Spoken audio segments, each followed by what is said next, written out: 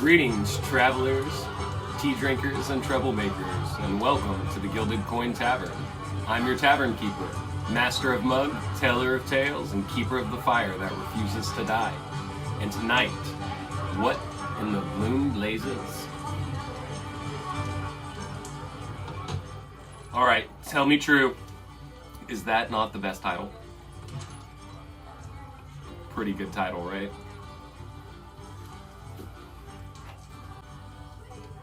Welcome back all, and thank you for another installment of Logan's Legend. Thank you for joining us.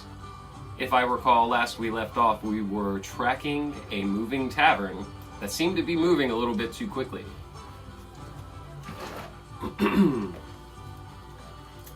I have to say, over our little holiday break, I got some cool new Tavern Keeper toys. For one, we have a new Logan's Logbook. A nice, wonderful, leather-bound book to journal and or do other Tavern Keeper tasks.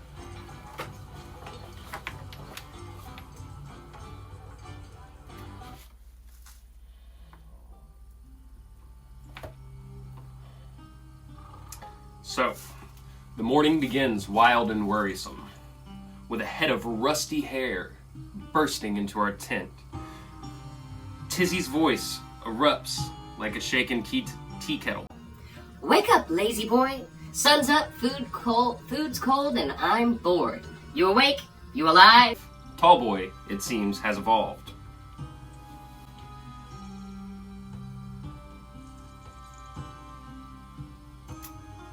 Well, however you would respond to that, or however you think Logan would respond to that, may be the case of what actually happens.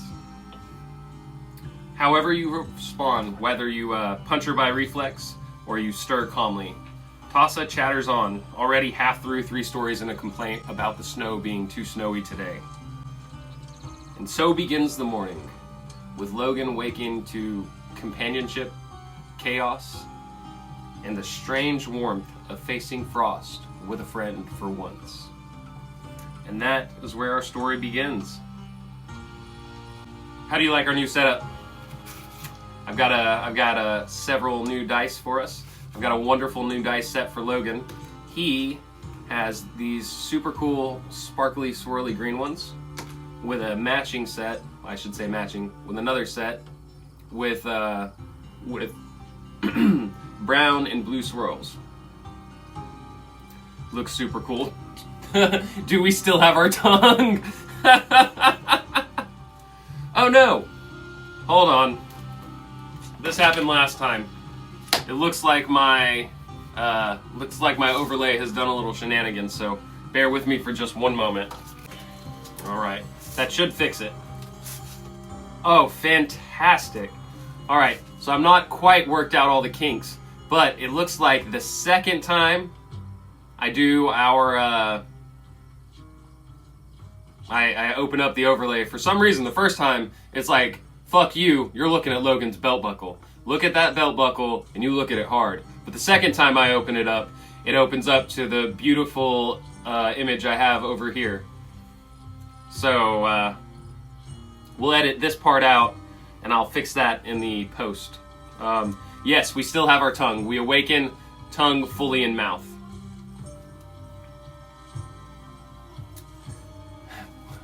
Nope, keep it all in. Alright, we'll see how it shakes out in the edit. You know what I mean? Like, I don't have full control of that. There's other people. So,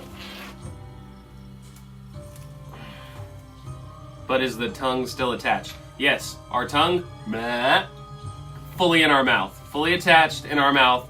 No tongue shenanigans, no tongue play, if you will. I don't know if that joke was a little tongue-in-cheek, but Logan is a bit of a cunning linguist. Yes, says the sus DM. Hey, Bojitsu, did you make it for the beginning? I know you just got home from work. Do you want me to recap? I can roll it back and then do it again.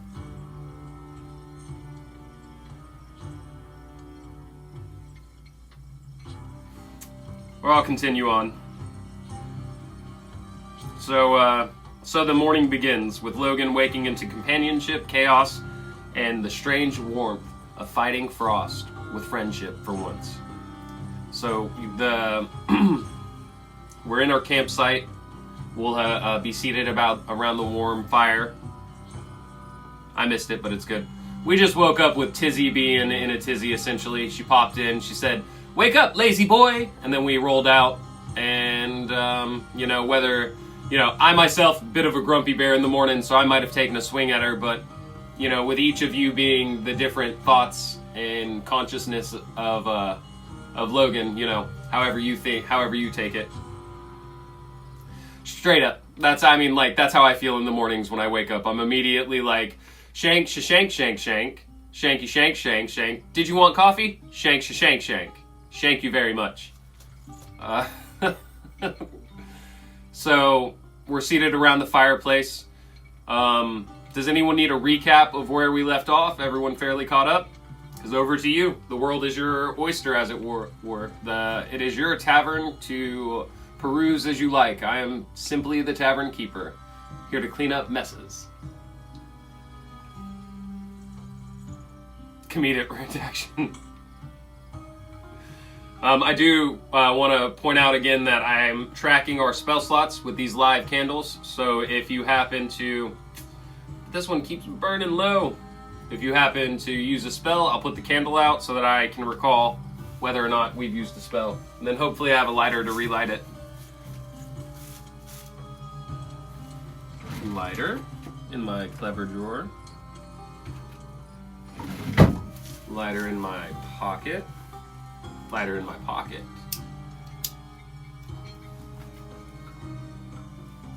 The DM sneezes and we lose a spell slot. Well, you know what? That happens. Sometimes you just lose a spell slot. Things happen. I don't know what to tell you. Spell slots come and go with the breeze, baby. Spell slots come and go.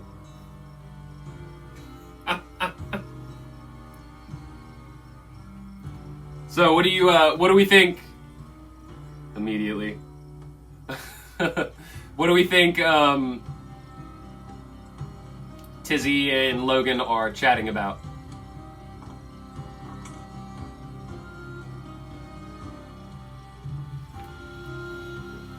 Or are you guys like, fuck it, do the next thing? Because I can do the next thing. I had a whole hour and a half to prep last night.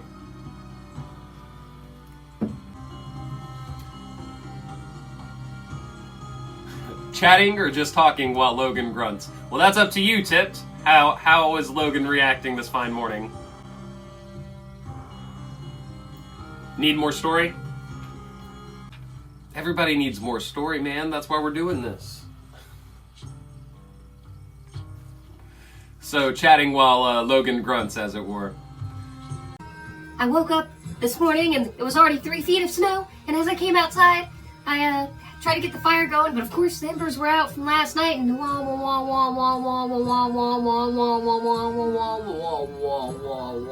as Logan just forks whatever fried meat they happen to be eating tonight, this morning I should say.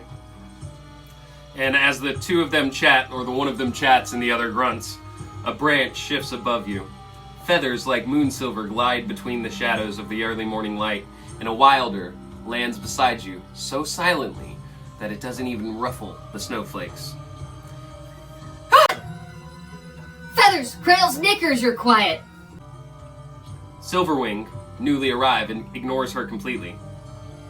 Her eyes have locked onto Logan as he sits there, bleary-eyed, sipping his drink, his warm mug, and forking whatever meat they happen to be eating this morning. Oh, cool, yeah, so I got a heater here because it's cold.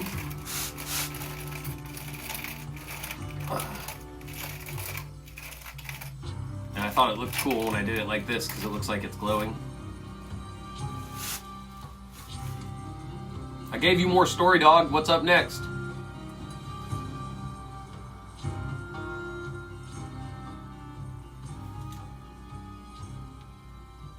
Silverwing is mad at us, isn't she? I don't know, is she?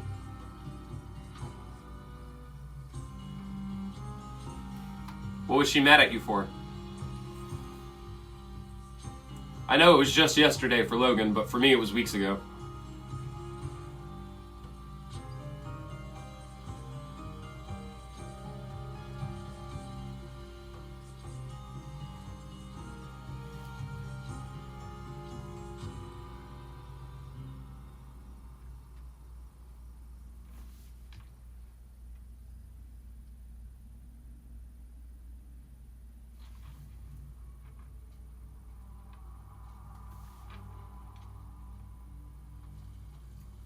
She didn't want us to kill the lion. I don't know that she ever said she didn't want you to kill the lion specifically. Let's do something. I'm scrolling through the recap trying to figure out what we were doing. He's like, what were we doing last? I can hit you with a quick recap if you guys like. You, Bobby's August Tavern, Frostmane, Dark Elves, made a questionable deal, found the Frostmane. Before you could kill it, Tizzy hopped out, shot it in the back of the head with her strange wrist gun thing that you guys haven't really looked at yet. You guys threatened her, made friends, kept all the stuff, but gave her a foot. You gave everything you could to the Darkkin, but they didn't. The tongue, I believe, wasn't usable, and so they said you still owe them the tongue of a legend. After that, you tried to go back to Yaga's Baba, the traveling tavern up here, and after that, you found that the tracks started slow, and then they went longer and longer, and it seemed to be moving very quickly. Silverwing seemed to disapprove of the reason why you were hunting, but never said specifically, I don't want you to kill the Frostmane. She just seemed to disapprove of that you were killing it simply for the glory. Ah, yes, the eyeball juice. An eye and eyeball juice.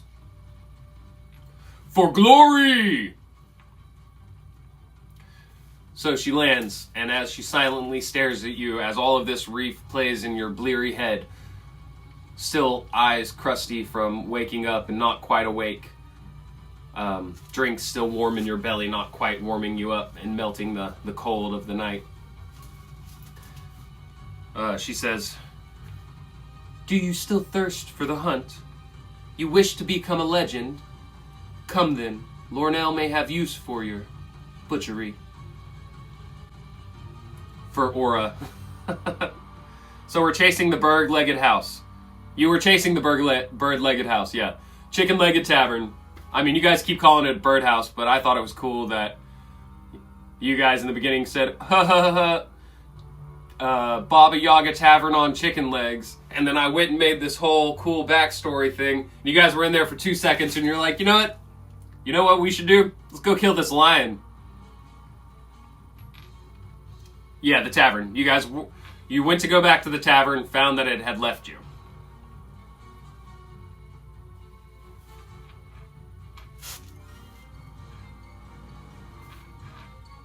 And then Silverwing said what she just said. I can say it again if you like. I've been working on my voices. I can't tell if you tell. I don't know if you can tell. Ask her who Askeljedilakjif is.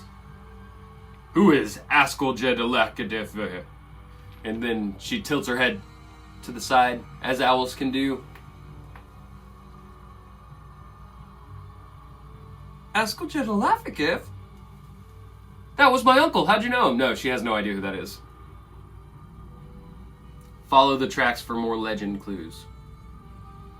Sure, I mean, she just said some shit, but you can run off and follow the tracks. It's your tavern.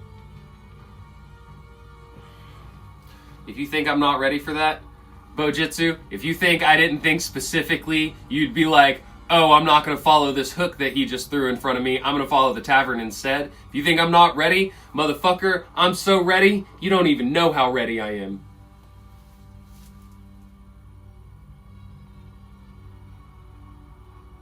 What was said? I missed it. Oh, well, hold on. No, never mind.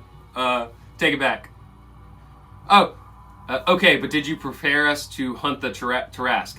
I didn't prepare you. You got to prepare you. I prepared me. I prepared me for you to want to hunt a Tarask. And check out my sweet-ass Nightbot, who just disappeared as I pointed at him. But Nightbot's out, dog. And you guys didn't seem quite impressed with me being able to put my head up all the way upside down. I'm exhausted. I just helped my father-in-law move for 2 days. Lifted some heavy shit. And then I did that for you, so you should be impressed. I completely missed the name Silverwing said. Oh, right. She said, Askeljedagaf... Askeljedlakejef. It changes every time. He's a good friend of hers. He's got a fairy curse, and so every time you try to say his name, it sounds a little bit different. Lots of things are happening right now.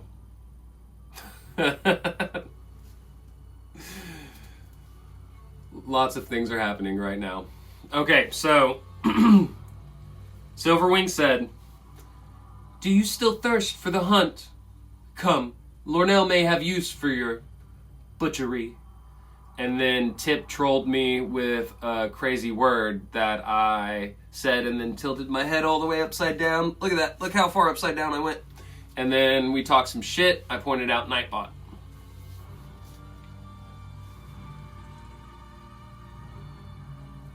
And then she sat and stared at you as all of these, how many we got? All of these 3 neurons debated back and forth. Well, 2 neurons and an unspoken, unobserving neuron. Yeah, that's what I said. Who dat? Lornell. Lornell is, who is Lornell? That's the goddess you are the paladin of. Yep. She's the nature goddess. She's the goddess of predator of prey, the circle of life, you know, Timon and Pumbaa type shit. Not probably more Simba Nala type shit. I have one for Timon and Pumbaa type shit. Her name's Velana, but you guys don't know about her. Well, you might know her name. Butchery sounds pretty shanky. Well, you guys were being pretty shanky. You guys were being awfully shanky. Do you see how the music changed? That's because I expected us to be doing something else at this point. So now I gotta go in. Robert Hartley, if you're watching this, Rob, old RHGM, does this ever happen to you? You set up a playlist with an expectation that they are going to be at a certain point. Like, I don't know what you think what you can tell from this music, what point I thought they were going to be at. But they're not there. We're still sitting at the campfire. Hold on, I got to change the music back, guys. Campfire music.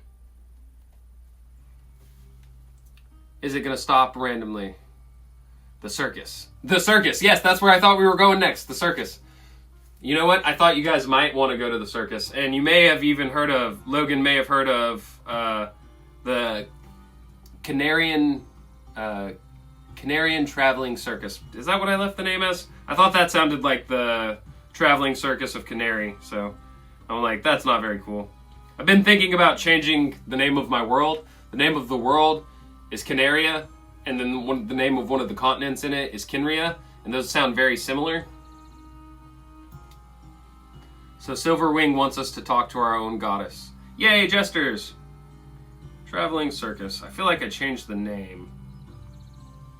The Canarian Traveling Circus, blah, blah, blah, blah, blah, blah. You don't know about that. Or that, or that, or that. Alright, so pending an edit, working title, it's the Canarian Traveling Circus.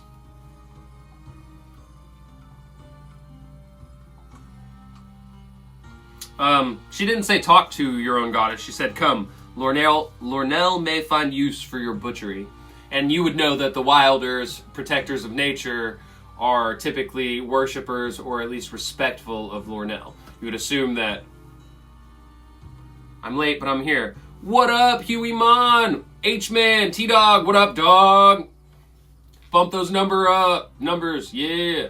What up, numbers? So far, we've woken up, sat outside at the fireplace. Tizzy was chatty, complain. The snow's too snowy. And then Silverwing landed silently beside her and scared the shit out of Tizzy. Tizzy had a tizzy, and then Silverwing said, what did she say? Do you still thirst for the hunt? Come now. Lornell may find use for your butchery. Also, we've talked shit. Also, we've made jokes for the majority of the time we've been on here. I'd say roughly 20 minutes jokes, 5 minutes... Oh, maybe that's a good thing. 20 minutes jokes, 5 minutes of actual gameplay. Maybe that's a formula I can work out for you guys. 20 minutes jokes, 5 minutes gameplay, so I really only need to prep a fourth of what I've prepped.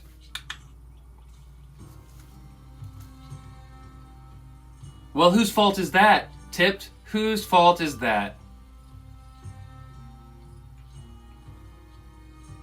I need to also put my tablet up here so I'm not always looking down. I had it over here, but I thought that was too bad, but when I look down so much, it's not the best. Alright, tavern goers, what are we doing next? What's up? I'm gonna say you've been silently staring at Silverwing and her tilted head for maybe a minute now. Which, have you ever silently stared at someone for a minute? That's quite a long time. Alright, maybe if I do it like this. Haha! Brought it back to life. Ask Silverwing what she's proposing. Come then, strange things stir, and there is glory to be sought. You'll have more information at the perch. And she turns and starts to walk into the pine forest surrounding you.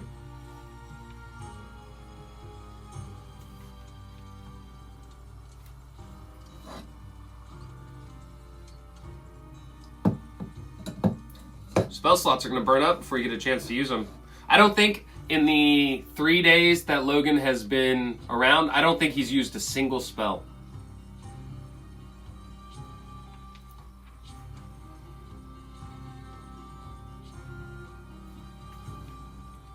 Silverwing continues into the woods. Should we follow her? I don't know, big man. Tall boy, it's up to you. You know I got your back like a butt crack, buddy. I'm all over it.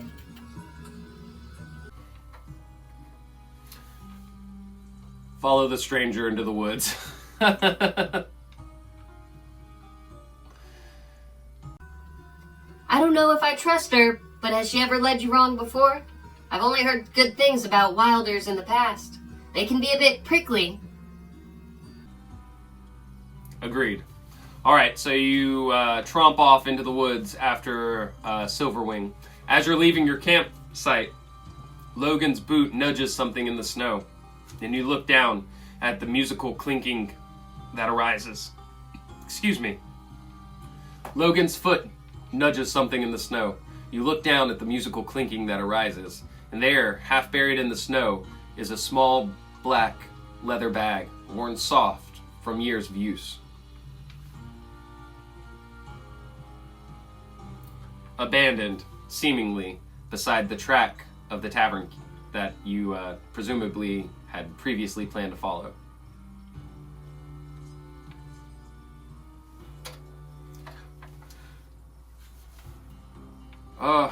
Hey Nightbot. What up, dog? R's nut now and pick it up and check it out. You reach down and you pick it up, and as you open it, a giant spider leaps out and jumps on your face. I'm just kidding. You dump it and you grab it from the bottom and you tilt it into your hand, and out roll 8 metallic coins, each one a faint ember red, marked with a symbol. Nestled among them, colder than winter itself, rests a black coin, marked with silver, with a faint crack through it. Its pale sheen catching the light like moonlit bone. All 9 bear the same mark. Logan sees a fire. Tizzy sees a hooded figure. Silverwing, as she observes what she found, does not say what she sees, but she turns and walks away.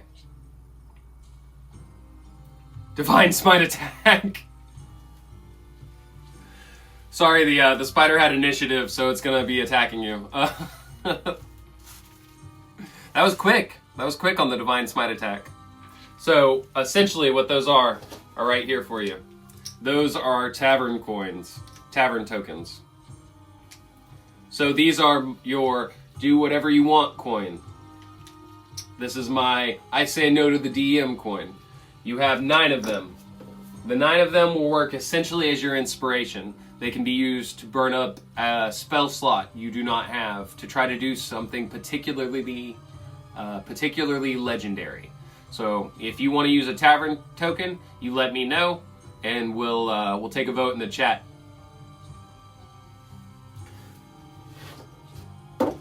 As Logan ties the satchel to his belt, he feels a strange warmth spread through him, a sense of safety. The black one, if you recall, is a real save your ass token.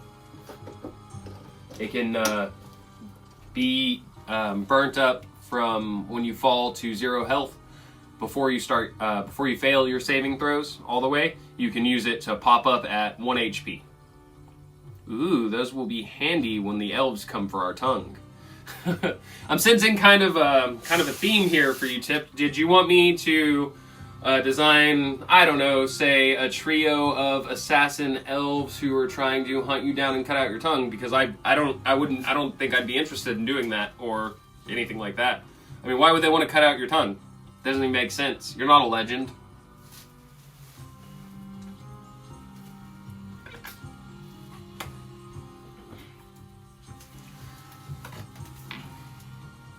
The path you follow winds deeper into the pines. In case you were wondering, the symbol on the tavern tokens is the tavern talk symbol. The printed coin, the Gilded coin tavern talk, tavern tokens. I don't know if you're seeing a theme here, but I don't know. It seems like a pretty clever guy planned all this. So you follow her silently into the woods, as you've asked her no questions. You follow your stranger silently into the woods.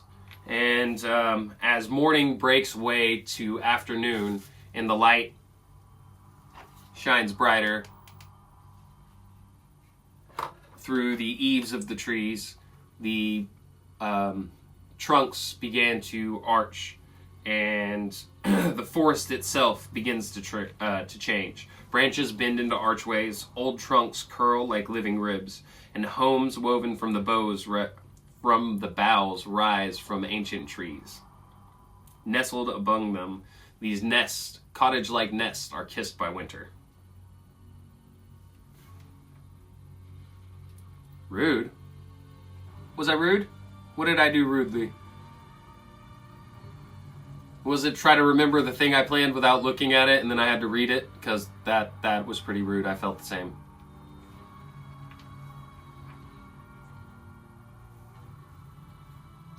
So our wandering group arrives at a place spoken of only in wanderers' tales. As you break through a clearing and you take stock of what arises before you, Silverwing says, "Welcome to the Perch, second sanctuary of Jotkadon's Wilders." And spread out before you is a hidden Wilder Avarian enclave. Homes are shaped here, seemingly, not built. Branches spiral into walls, and rope bridge style leaves and branches connect the different tree tops. Icicle wind chimes are singing soft notes in the eaves, and moss-covered bridges connect the different tree tops. In the center, a single-story stone house, building, structure, if you will, stands, seemingly molded from the stone as if it was clay. There's no windows, and the only entrance seems to be a stone door, flush with the outside, with markings on it. Tizzy stares around, awestruck. She says, I could live here. I could break everything, fix it, and then break it again. Frosted lanterns are strung across the trees, providing a faintly blue hue to the light. Wilders, of Jotkadon at least, don't smile often, but seeing Tizzy's enthusiasm, Silverwing, given her beak and all, smiles, and seems to approve.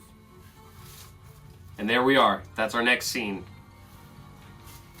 We've entered into the compound, or the Wilder Enclave. And it's over to you. What would you like to do, tavern goers? I presume she's leading us somewhere. Continue to follow? Absolutely. I'm gonna clear our dice trays here. For no particular reason will I be clearing our dice trays. Those are Logan's dice. These are Tavern Keeper dice.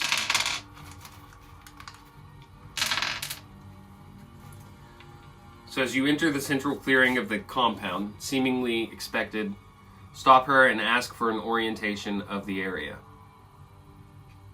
So as you begin to enter the compound, and you say, Silverwing, a moment if you will. Can you, what are we looking at here? What is this place? She turns and she looks at you, and again, given a beak and all, she seems to grin. And the corners of her beak lift, and she smiles. She says, this. Oh, sorry, that's your voice.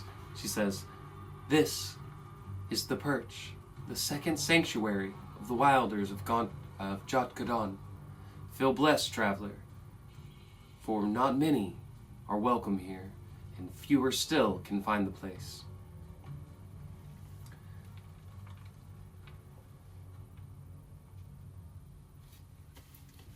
As she says that to you, or as you say that to her, she points at the various bows and cottages and say, this isn't like a city. Not every place has a particular purpose. Or it does, but your winged folk tend to live up top. Your rodent creatures, your rodent folk tend to live in the ground in burrows or holes in the wood. And as she says that, she looks around, seemingly expected to be greeted by people. I've been away for a while, and it seems a bit quiet. And as she lifts her head, her nostrils flare, and she takes a deep breath. Her eyes widen in panic. She looks at you, and she says, wait for me here. Wait for me here. And as she says that, she lifts into the air, her wings expanding out 6 feet long and flapping down. Once, twice, but silent, barely seeming to stir a snowflake, and she takes off into the air, and she glides silently into the middle where a suspended structure that you had not noticed yet is connected by the vines to the rope bridges.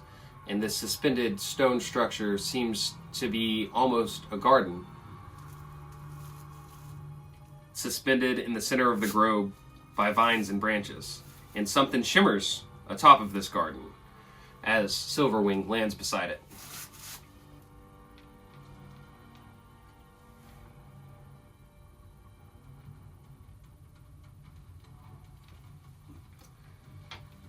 You can do a perception check if you like.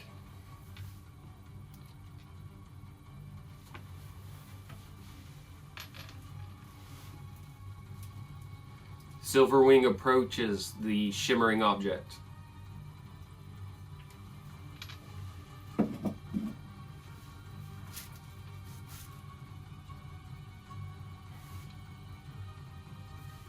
Yeah, perception check for sure. That's a good idea. That's a good idea, Huey-mon. Oh, snap. You guys got a nat 20. I wonder if I hold it up. Can you see that? Oh no, it rolled around. Take my word for it. That was a nat 20. I love that your first roll was a nat 20. Yeah, perception check for sure. Sure, look around to see what spooked her. Well, you've got a natural 20. So with that, I'm going to tell you a couple of things.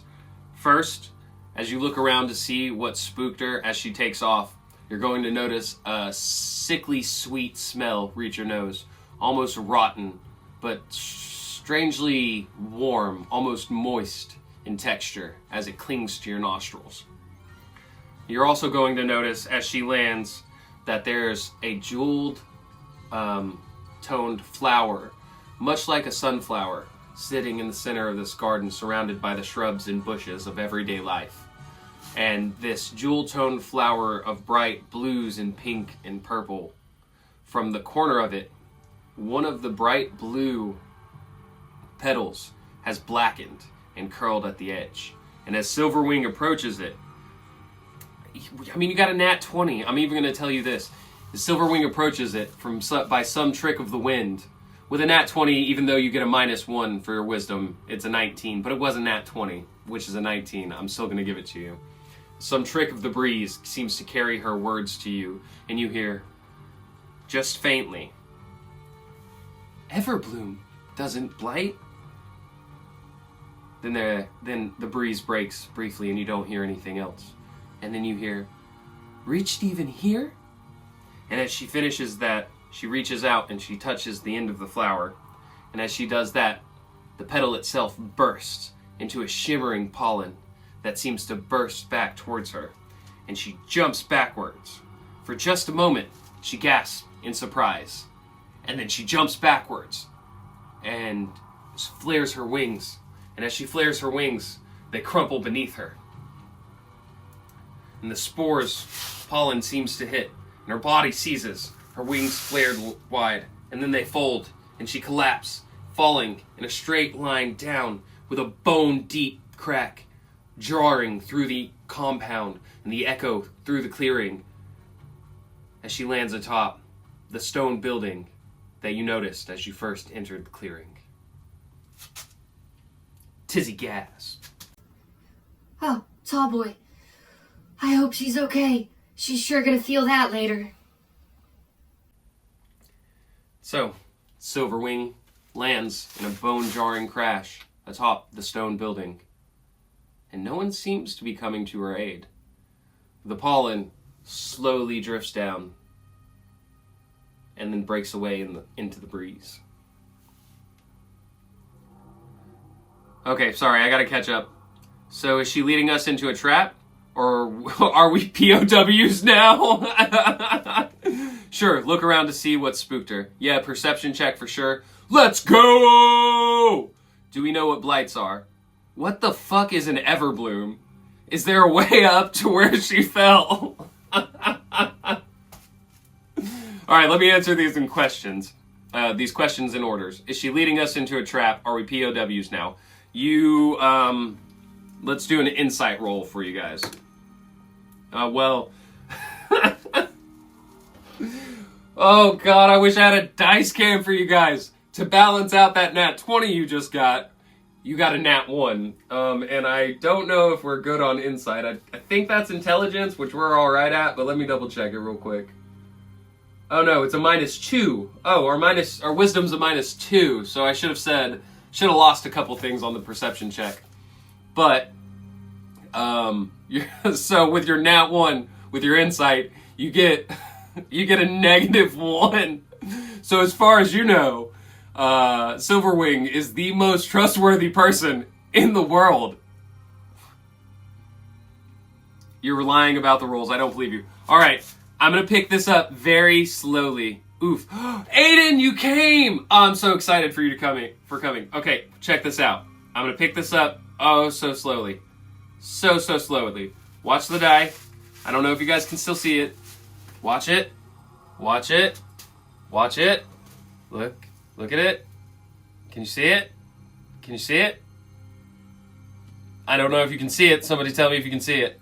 Can you see it?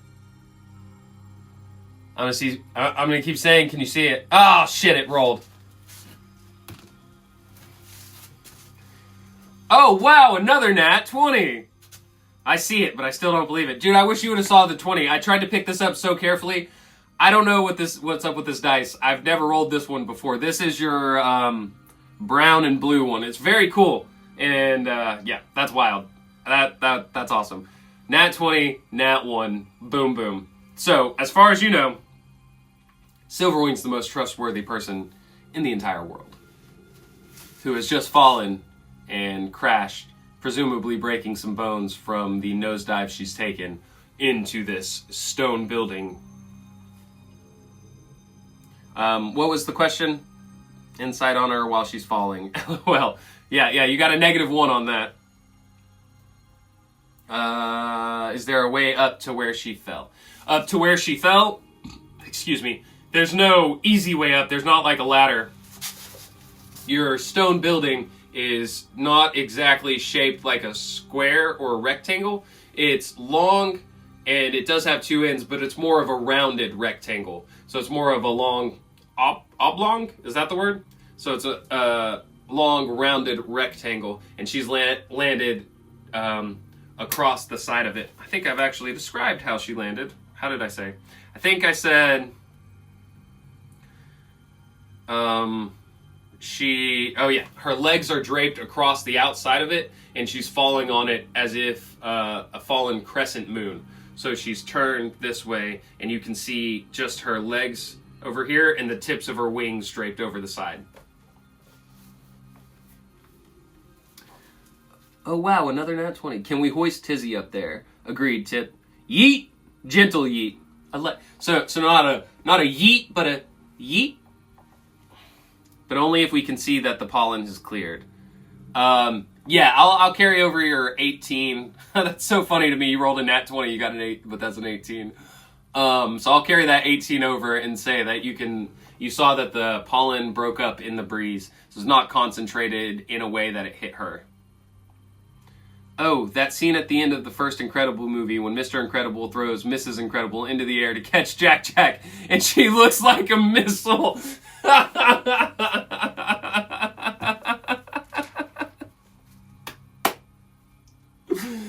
Okay, I say I have prepared for everything, but I'll tell you right now, I did not prepare for all 3 of you to go yeet yeet that scene from Mr. from The Incredibles. All right,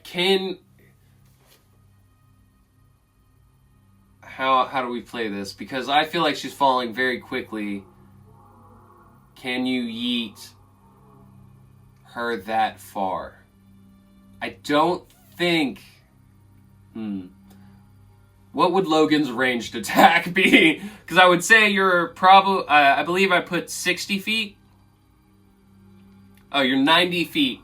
You're roughly 90 feet away from the compound. So I don't know that you're going to be able to yeet a halfling 90 feet and make her catch the falling the falling owl lady. Something like that. LOL. Let me see. I've got his character sheet here. Let me see what his ranged attack is. I think 80 is on your far side.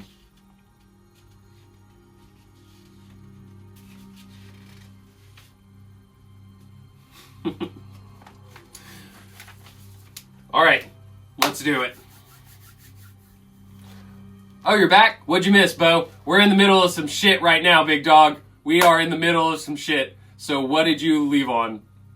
That's what I'm thinking too, Tip. Get Tizzy up there to make a medicine check and see what's up post-crash. Or spell. Bo, what did you miss? We followed Silverwing into the woods. She welcomed us to the Perch, the second sanctuary of the Wilders of Jodkadan.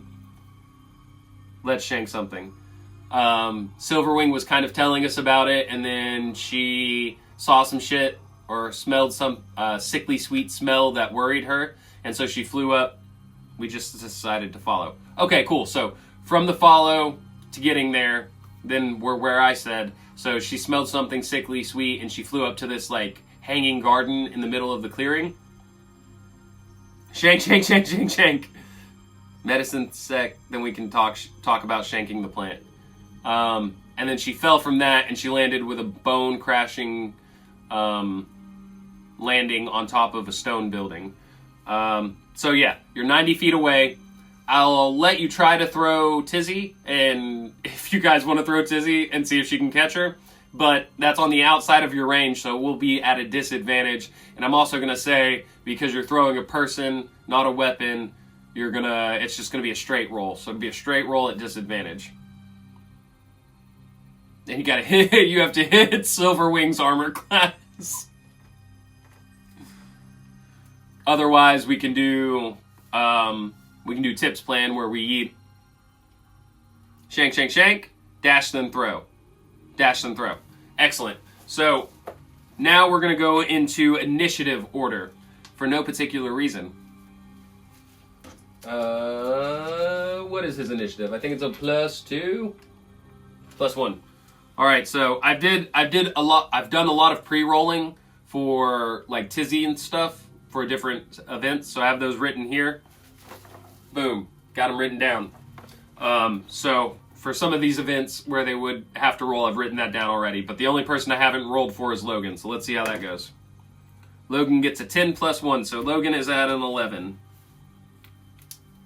Oh, that didn't work out well for you guys.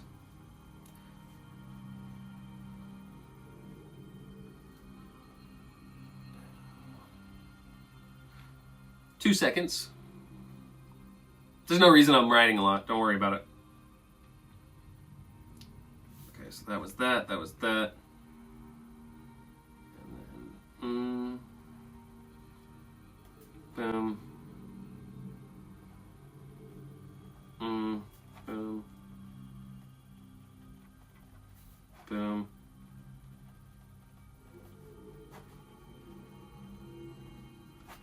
All right. Sus. Oh no, then there's just 2 people falling. Oh wow, okay. Dash then throw, movement then action, double jump then throw, nat 20. Oh no, then there's just 2 people falling. Sus. Hide your gungs. Hide your gungs, everybody! Hide your gungs. Hide your tongues, is what Tip said. Alright, so a lot of things are going to start happening all at once now as Logan and Tizzy dash towards the building. You can double dash. So I'm sorry. You can full movement then dash. So Logan and Tizzy run, snow kicking beneath their boots towards the stone storehouse where Silverwing lies draped like a fallen crescent moon over the edge. As they run forward, from the shadows lurch 3 beast folk, a snow leopard, a rabbit folk, and an eagle perched upon a tree branch. The snow leopard's mouth seems to be foaming green. The rabbit folk is twitching and hopping erratically, and the eagle's wings seem to sag like rotten leaves. Tizzy, as she noticed those, immediately climbs up Logan's back and hooks her legs or just beneath his shoulders. I'll just be back here, supporting, emotionally, from back here. Back here, definitely.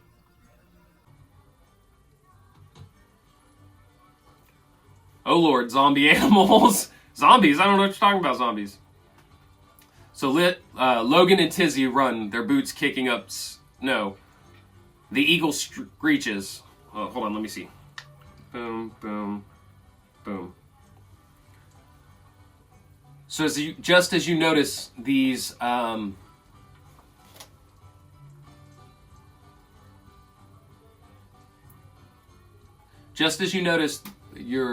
these 3 approaching figures moving erratically and seemingly dangerous, you see a rabbit folk jump out from behind a tree.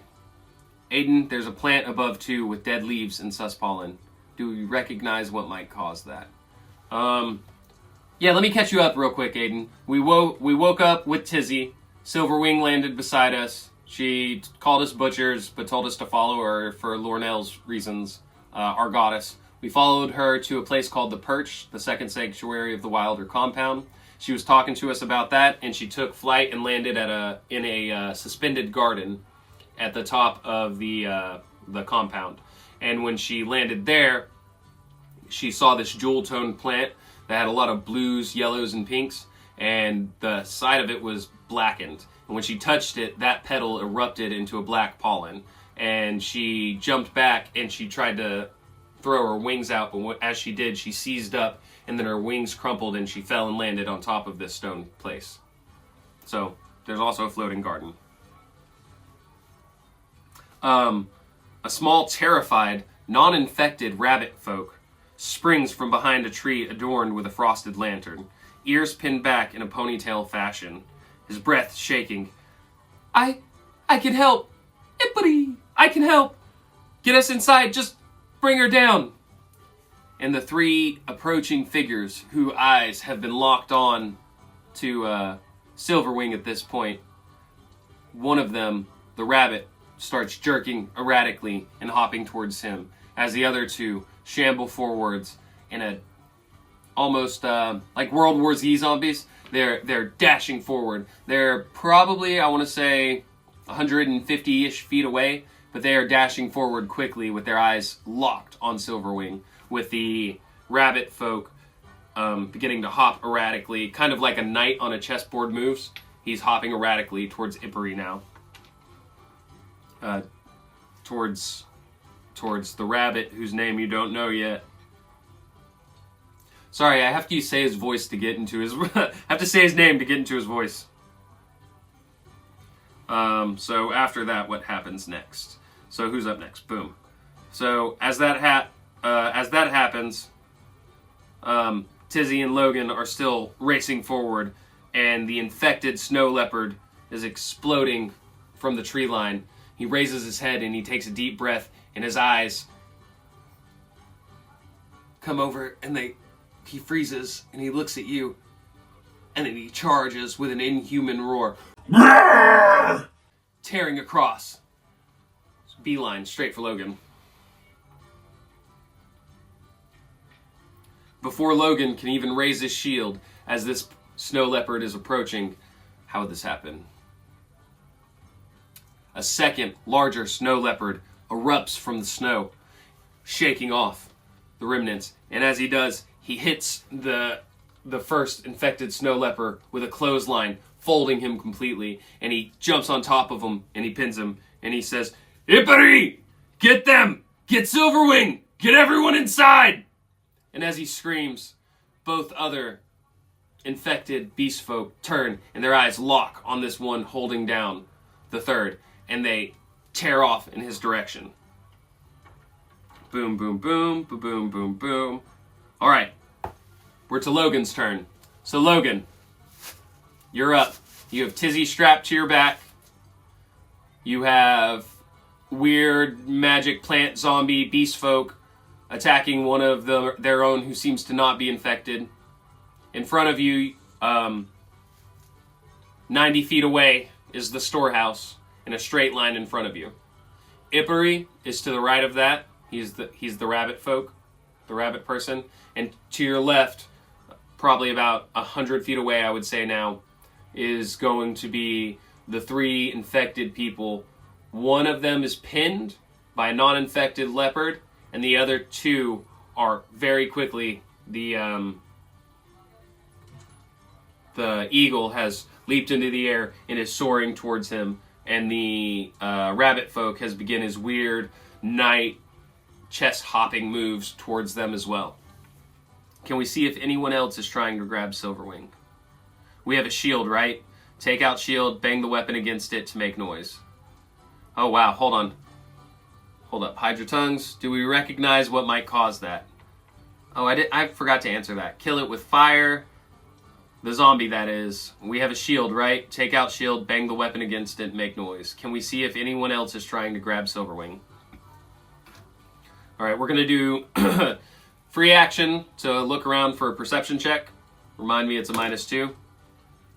You guys got a 9. So with a 7, as you're running through the snow, and the snow's flying, and all of this is happening in slow motion, suddenly this adventure that you were going on has gone south. There's these infected animals. One's foaming green at the mouth, almost like he has rabies. The other two seem to be sickly, and they charged you, and they haven't said anything to you, just a mindless, brain-numbing roar that has exploded throughout this clearing. And then as that happened, seemingly out of nowhere, you've got two saviors, one who can take you to safety and one who's taking their attention. And even so, while all of that is happening, this wilder who you owe a vague debt to for helping you find the way to the Frostmaid has crashed like a fallen star upon the top of this molded storehouse. And that's all you know, just what you know now. Oh, whoa, Nightbot, what is going on, dog? I tried to space Nightbot out Man, right in the middle of all of my wonderful talking.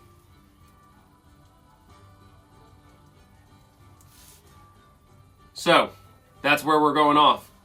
Oh, thank you for joining the Tavern server, the Discord. I appreciate you. I couldn't quite see what the name was, but I'll welcome you later, and I do appreciate the follow and the joining of the server. Please interact with Aiden and Tipped and everyone else there. They're all wonderful.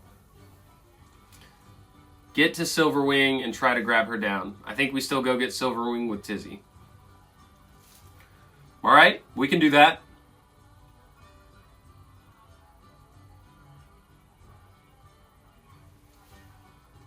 No shit.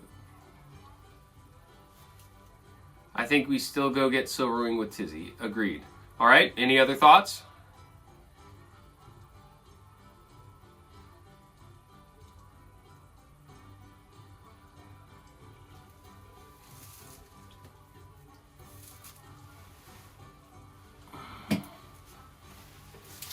Silverwing! Alright. We have our action. We have our bonus action. And we have our movement. Pardon me, coming from behind the bar to join you on that side. And hopefully it works successfully. But here is our level 2 character sheet. Now that it is our turn, I apologize. I should have had this good and going before you guys, before I jumped in, so you could look at your.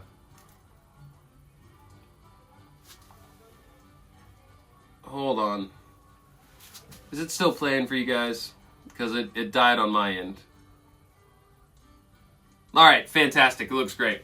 All right, so back into what I was saying. Here's our level 2 character sheet for those joining us and new to our tavern talk. So we have got our abilities up here, our ability scores, strength, dexterity, intelligence, what have you.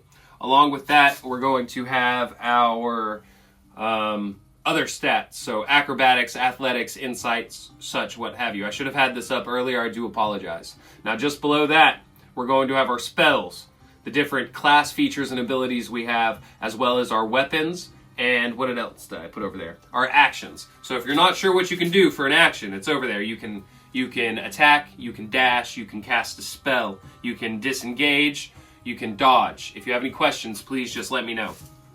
Below that, we're going to have our cantrips. These are spells we can use without using our spell slots, which are burning low again. Let me hook that up, because I'm going all night until we get to this cool new prop I got going on, which, Trevor, you joined me before. There was a bit of an accident, so we'll grab Silverwing, keep the monsters off. We'll grab Silverwing, keep the monsters off us. So the last one I see is we'll grab Silverwings, keep the monsters off us. Was there anything else before that? Because my chat had to refresh.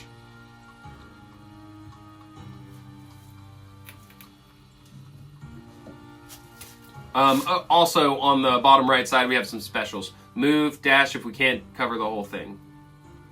Alright, cool. So that seems to be the consensus. So we're going to dash in a straight line for our thing. So we have our action, our bonus action, and our movement. So for our movement, we get 30 feet. For our action, we're going to dash. That's going to be an additional 30 feet. Oh no! And then bonus action. I don't know that. Let me double check our spells here. I don't know that I think we have one spell we can do as a bonus action, but I can't remember what it is. Class feature, Divine Sense, Lay on Hands, Action, Action, Action.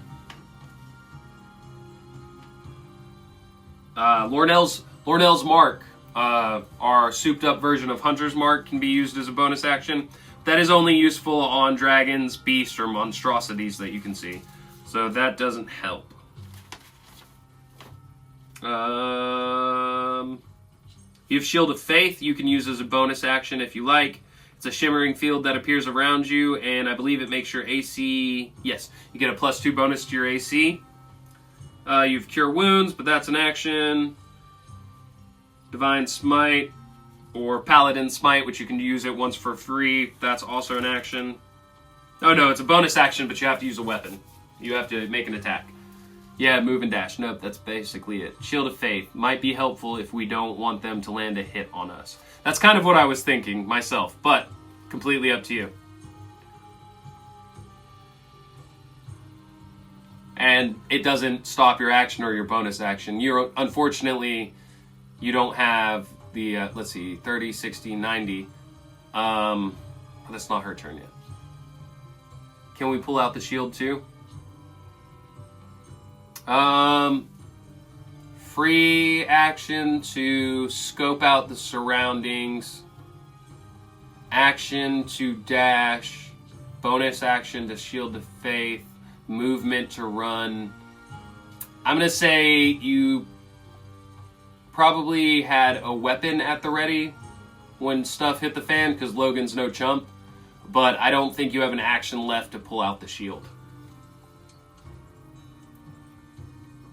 Oh, regular shield, not the spell. No, you don't. You don't have an action to do the shield, is what I'm saying. I don't think you have an action left to do the shield. I'd let you use your free object interaction, but we kind of used our free action object interaction as taking a perception check to look around, which we did poorly at, I believe. So you can ride with your 14. Yeah, your hit points are currently 22. Your armor class is a 14, a 16 with a shield, and an 18 with the shield and the shield of faith.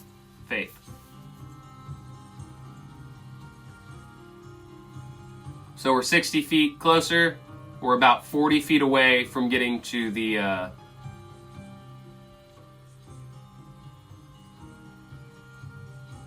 I was thinking to make you guys make a strength check to carry Tizzy, but she's the halfling, and you guys are the Goliath, so I would say that you're large enough that you don't have to do that. Yes, shield, regular shield. I vote shield of faith. Is shanking a special extra after action? Unfortunately, you guys are not really the shanky class. You're more the take a hit, cast a spell with your hammer class. All right, shield of faith bonus. Let me write that down in my tavern log. What did I just do with that bit? Tavern Keeper's log. Day 3. We were surrounded in an unfamiliar place by seeming plant zombies.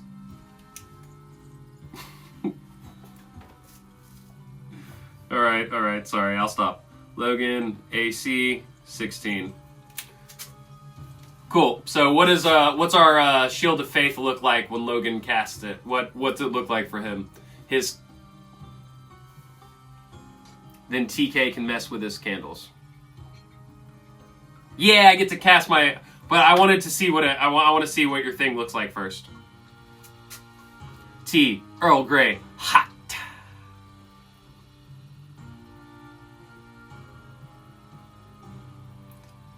What's it look like, guys? What's his spell look like?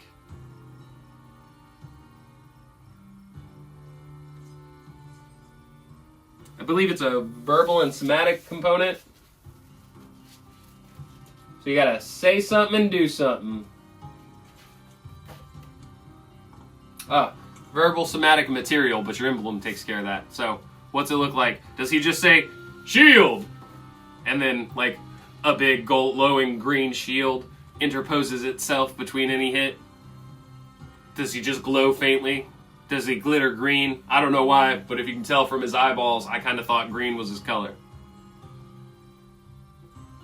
Alright, I'm moving on. You guys need to chime in with what his things look like, though. I can't sit here and be playing with myself. For glory. There we go. So as you dash and as you run and then push yourself for that dash, you yell out, "For glory!" And as you yell, "For glory!" it booms out from you, and I would say sparkling green, and then a magical glowing shield. I was going to say sparkling green kind of shields you, but a magical glowing shield looks dope. What color is your magic? I keep saying green, but what do you think?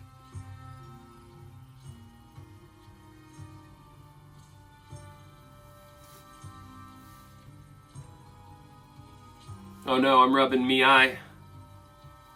Green, glowing, shimmering. I was kind of the same. That's why I picked the shimmering green tokens. Can you guys see? It's pretty cold in here. I have a heater, but look, you can see my breath. Can you see it? You see my breath?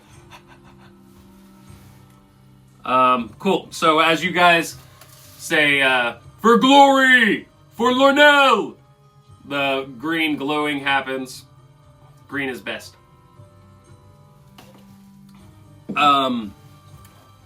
As that happens, and you come to the end of your turn, and all of this is occurring at once, Tizzy is going to leap off of your shoulder, and she's going to run up, sprinting as fast as she can, only 40 feet away now.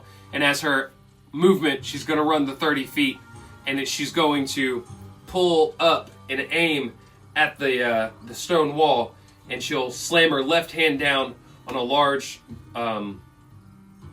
pressure plate on the back, and out of it is going to shoot a steel spike that embeds itself into the wall, and she's going to use her bonus action dash. No, she doesn't have that. Well, she would because of... Anyway, for the rest of her movement, she's going to run up to the wall, and she's going to say, Tall boy, I've given you a leg up. Grab her. And with that, she'll jump onto the steel spike, and she'll kind of spring up the 10 feet or so and grab beside, not quite making it to the top, but she'll grab on beside Silverwing's feet, and Tizzy is now hanging from the stone building. And that's going to bring us back to the top of the round. So you guys check out your stuff. Tell me what you want to do when it gets back to you. Top of the round, we've got Ippity. So you'll see your rabbit with his hair pulled back. Not his hair. His ears pulled back ponytail style, like this. And he's bounding frantically from where he was hiding behind the tree. And he's yelling, Leo! Leo, are you okay? As he bounds over to the door. And as he says that, you're going to look over, and as you see the three infected beast folk that have surrounded the non-infected snow leopard, who is pinning the first one down. And as you see that, the first one is going to, the infected snow leopard is going to, he's going to break free of the grip, and he's going to slash across. Tell Tizzy to huck her off the edge, and we'll catch.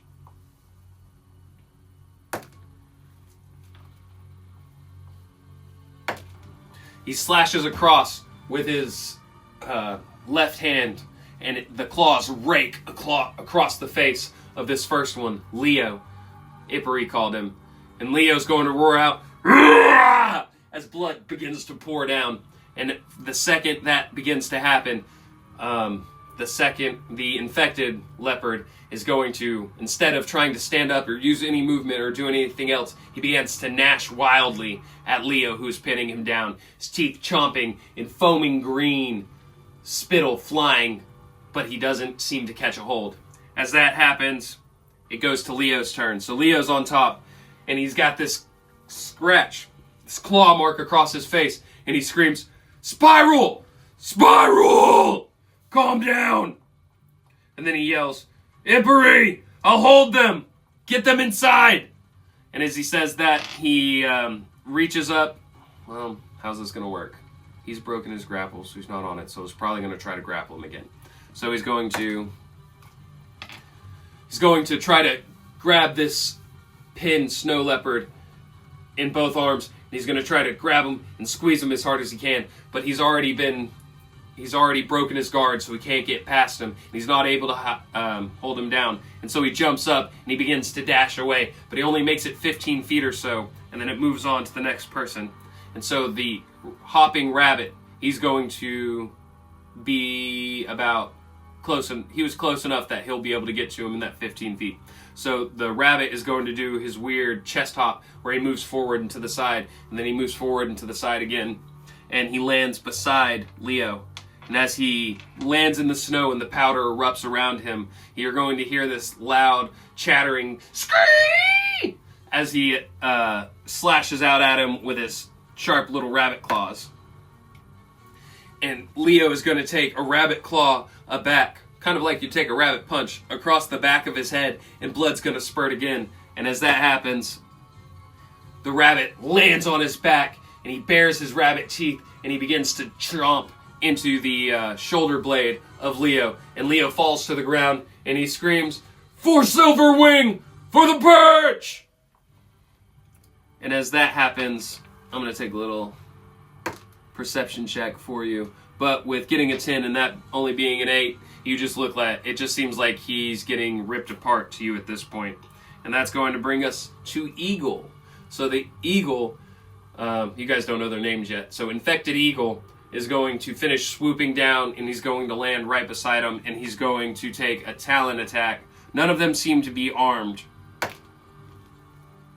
And he's going to slash at him with a talon, and it's going to miss. And as he does that, he leans his head back, and a razor-sharp beak comes down, and he tries to peck at him. And with a 19, that's going to hit. And as that talon beaks into the back of his neck, he screams, he sighs out, "Empery! Spiral!" And he fades. And let's give you guys another perception check. Ugh, that nat 20 really screwed you guys. You got another nat 1. So again, it seems like he's being ripped apart. And as that happens, and his breath leaves his body, the 3 surrounding infected beast folk turn with eyes shot through with many colors, shifting from pink to purple to green to pink to purple to green in a wild kaleidoscope of colors. They lock onto you, and a deep growl resonates through all 3 of them at the same time. And even though they're moving in a jerking fashion, and it seems kind of erratic, you're starting to notice a pattern that they all move not quite at the same time, but with the same motion as they turn and they start moving towards you. And, whew, I gotta do not so many NPCs. That was a fucking lot, guys. That brings us up to Logan, and I'm gonna catch up on our chat. Tea, Earl Grey tea, hot. For glory. Yes, I love it. And then a magical glowing shield. Green glowing, shimmering, green is best. Tell Tizzy to huck her off the edge and we'll catch. Ooh, as a paladin, we can try lay on hands of one of the infected guys and cure disease. It costs 5 out of our 10 points to cure a disease. That's true, so you could do it twice. What was the thing? What did you ask? A magical... Ooh, as a paladin. I feel like I skipped one of your question tips. Tip, you always ask the best questions, and I feel like I'm always in the middle of telling a dumb joke or describing a cool scene when you ask the question. Did I not answer a question for you? She's not hanging on below Silverwing. The stone house, for lack of a better word, the stone building, is only about 1 story tall, about 15 feet at the roof. So Silverwing shot Tizzy shot a large metal spike, presumably the same kind that she shot in the back of the Frostmane's head, and she kind of springboarded off of that and used that for an assisted jump to grab onto the top of the building beside Silverwing. She wasn't below her. She's like, Silverwing's, oh no, I got hurt. And then Tizzy's right beside her, holding on, kicking her tiny little Tizzy feet. Cost out of 5. I think we need to focus on Silverwing. If you missed it or I forgot. I feel like you asked a good question, and I said, oh shit, I'll ask that again in a second. So I will get back to it, but I forgot. Can we pull out her shield? Earl Grey tea, magic glowing shield. Oh, tell Tizzy. It was the tell Tizzy to huck her off the roof. Yeah, it's your turn. So you can do that if you like, but she'll have to do that on her turn. So again, you have your action, bonus action, movement, and then you get a free action. You can use that as an object interaction. You can use it to try to talk somebody into doing something.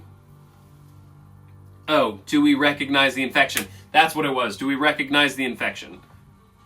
Let's, what are we going to call that? Medicine or nature?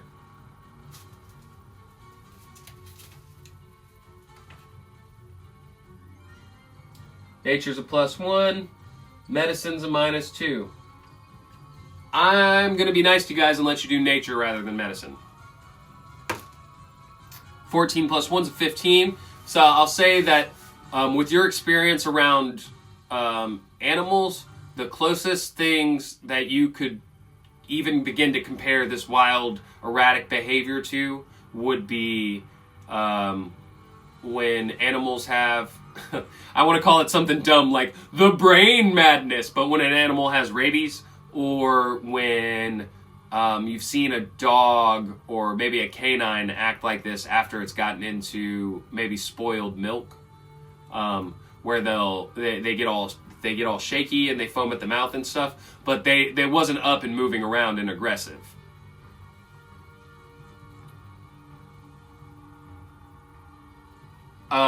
I was giving you infection on the people, not on the plants. So we can roll again, or which one were you asking about?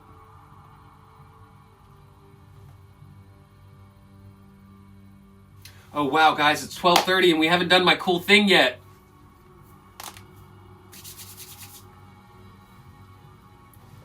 I have a cool thing. Slightly less cool because there was an accident during prep, but it's still pretty cool. If we can also do the plant, that'd be cool. Yeah, we can. I'll let it roll over because you've seen the plant already, and you would be connecting it to that. So with the plant, and you guys were 90 feet away. So from the plant to that, I don't think you would have seen anything like that or recognize it, no. How far are we from Silverwing and the building? Right now, you guys are 40 feet away.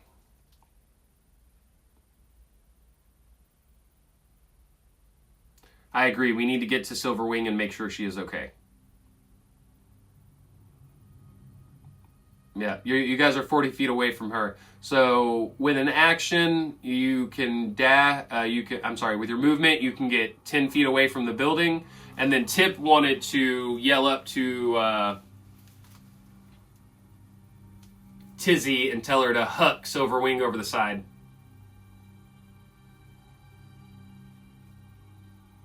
So essentially this getting Silverwing down is going to be a type of skill challenge for you guys. So you could climb up there. You could suggest climbing up there to grab her. You could, like she said, tell Tizzy to kick her over the side, and then you can like hold your action and see if you can catch her. Lots of stuff you could do.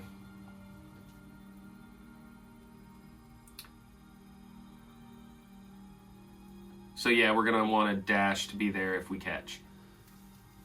Yeah, I guess Tizzy's not very big. She probably couldn't throw her 10 feet, but I was thinking that she's up about 15 feet in the air. So if Tizzy like ran and hit her real hard with her shoulder or something, she could push her off the side with enough force that she would fall at an angle to you guys. So my idea was that maybe not 10 feet, but my idea is Logan's a pretty big guy.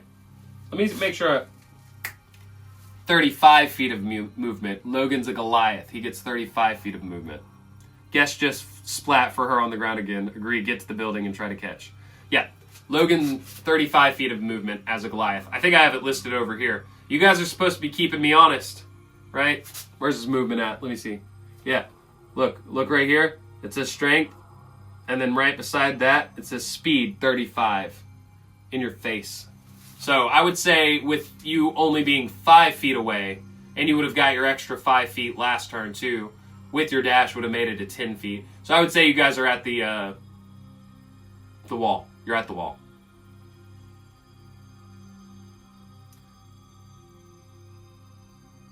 Itty bitty text, shake my head. That's fair enough. I don't really watch it.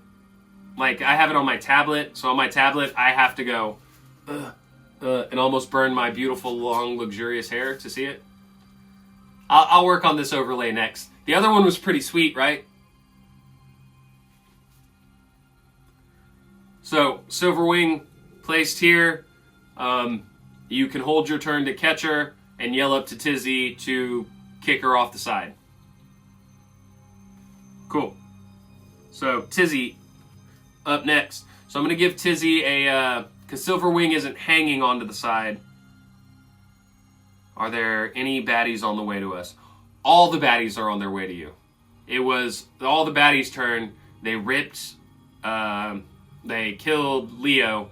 They stuck the eagle stuck his razor-sharp beak into the back of his neck, severed his spinal cord, and Lego was yelling, "For the perch!" and then just went silent. And as soon as he went silent, in tandem, all three heads turned to you, and their eyes locked on you, and they all began to flash different colors, and they ran at you in an erratic World War Z predatory zombie type speed.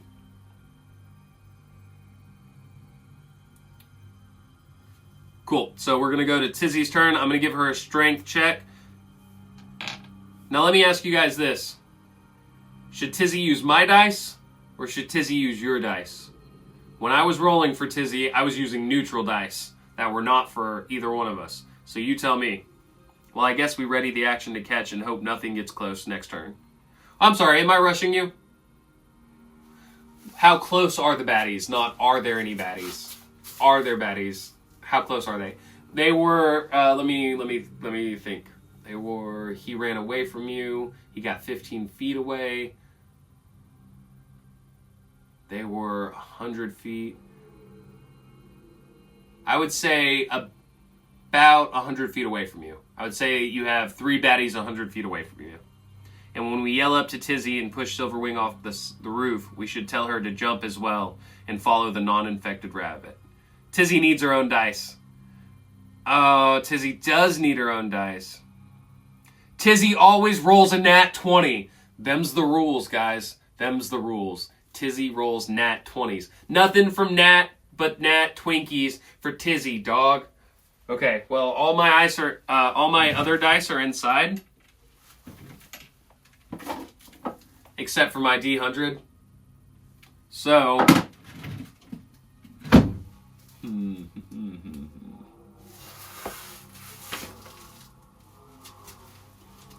Un momento, por favor.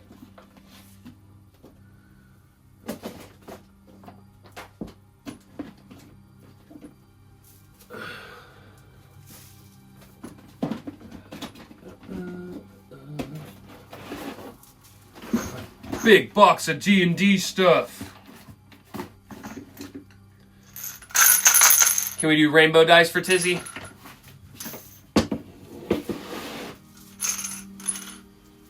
These are actually Mama Yo's dice. These are Mama Yo's dice. But we'll use them for Tizzy this time around. I guess we're ready. I say use ready to catch. Well, I guess we're ready to catch and hope nothing gets too close. Tizzy needs her own dice. When we yell up, Tizzy always rolls. Like that rule. Prepared for everything. And didn't even get Tizzy dice. I ask you guys the question. I have 17 more sets of dice that aren't even out here. I have 5 sets of dice that are out here. These are Mama Yo's dice. And you know what? I got another set of dice in there, and I bet they fit Tizzy perfectly. Don't you challenge me. Don't you ever challenge me.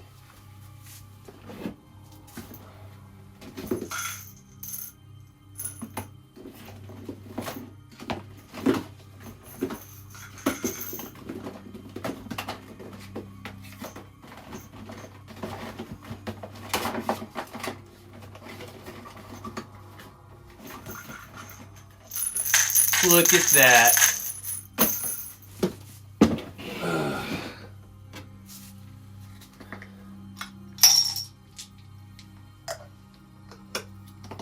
And you know what? She gets her own dice tray too.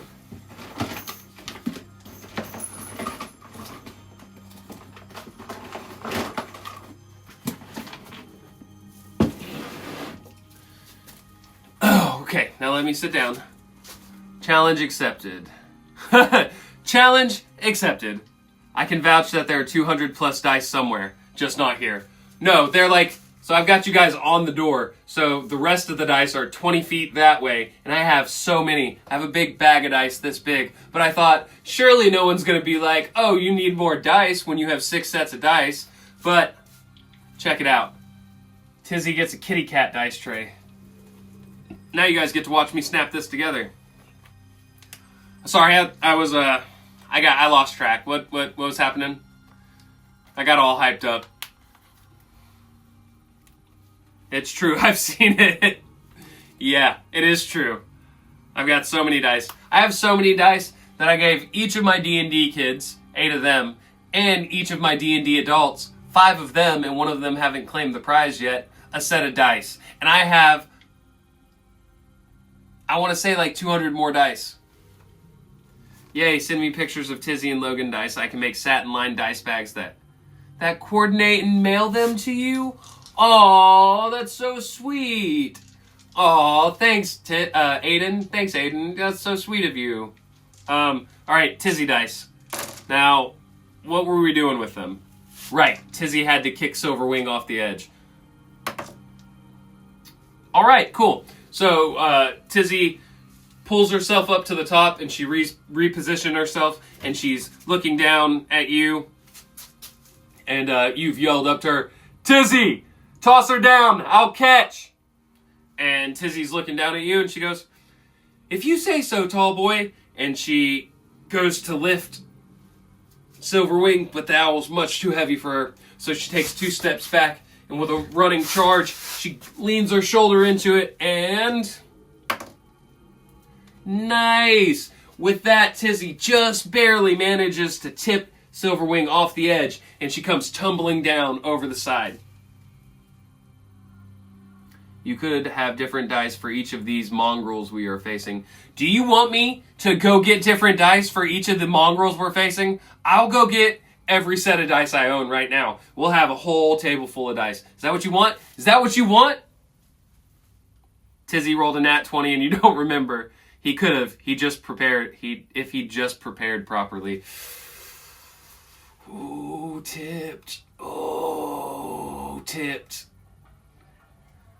The only thing stopping me from walking out that door to go get those dice is that when I open the door, the camera is going to move 2 more feet that way. And 2 more feet that way is the mess of my garage, which I don't want on TV. God, I'm so old. Which I don't want on the internet. So, fucking watching you, dog. Alright. So, Tizzy has Tizzy's kicked Silverwing off. You guys told her to jump. Now, she's leapt off of the building as well. Now you have to make a decision because you told her to jump and you also had her kick Silverwing off and you've readied your action to catch. But who is Logan going to catch? Oh, we'll definitely make fun of you for that. No, don't do it. I can only stay awake for a few more minutes. Don't fall asleep yet. I have a really cool tea thing. Don't fall asleep yet. That's the only reason I'm still on here. Both. 1 in each hand. Okay, I'll let you catch 1. He gets advantage on strength checks, actually, I believe. With grappling, which is what I would call this. A moving grapple, if you will. Alright, I'm going to say you can catch 1 of them with your regular roll plus your strength, or you can catch both of them, but you have to do it at disadvantage. ¿Por qué no los dos?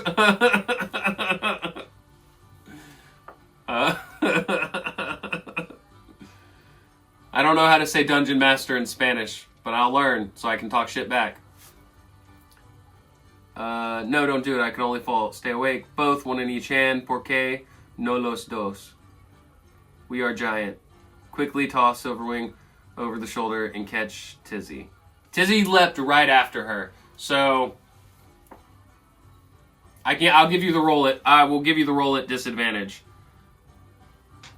I'm gonna do shiny sparkly green dice for Aiden. Is this the same situation about Lois Lane and Superman? And can he truly catch her with arms of steel? And Lois survived the crash. Listen, Huey Mon. Listen, Superman reduces his speed equivalent to the amount it would need so that she doesn't hit the earth, but also doesn't split into 3 equal sections, right? He also tilts himself at an angle, so as he dives, he's not catching her straight on, but using the momentum to push back and then slowing down while he does it. All right? That's how Superman works. We can catch... Okay, sorry, I got triggered. Tizzy is smart enough to realize that she can hum on her shoulders, doesn't need to be caught. I feel like we can catch one in each arm. We got the gains. All right, let's see how it works out. Let's see how it shakes out for you. All right. Ooh. What is your strength? I think it's high. +4. So with your +4, you got a 23, or with the disadvantage, you got a 21. So I'm going to say that as this happens, Silverwing begins to land first. You catch her like a serving tray, like this, and just behind her, you stick your hand out like that, and Tizzy lands kind of Mary Poppins style. She lands one foot in the hand, and then she puts the other foot down on your thumb in your big-ass hand, so she's standing on pinky and thumb, and you catch them both. And that is going to be the end of both of your turns. Maestro de les Mazmores? Maestro de la Mazmores? I don't know that one. Maestro de la Mazmores. Mazmores? Is that right? Mazmores? We're strong! Dungeon Master in Spanish. Okay, so... ¿Por qué Maestro de la Mazmores? De la Mazmores? When I figure that one out. But that's why. Because. Woo! So yeah, good job, guys. Alright, so as she lands in your hand, she points at Ippery, who's scurrying up beside you, and she says, "That's our guy, tall boy. Follow the bunny man." And that puts us to round 3, I believe. Boom, ba-boom, ba-boom, ba-boom, boom. Boom, ba-boom.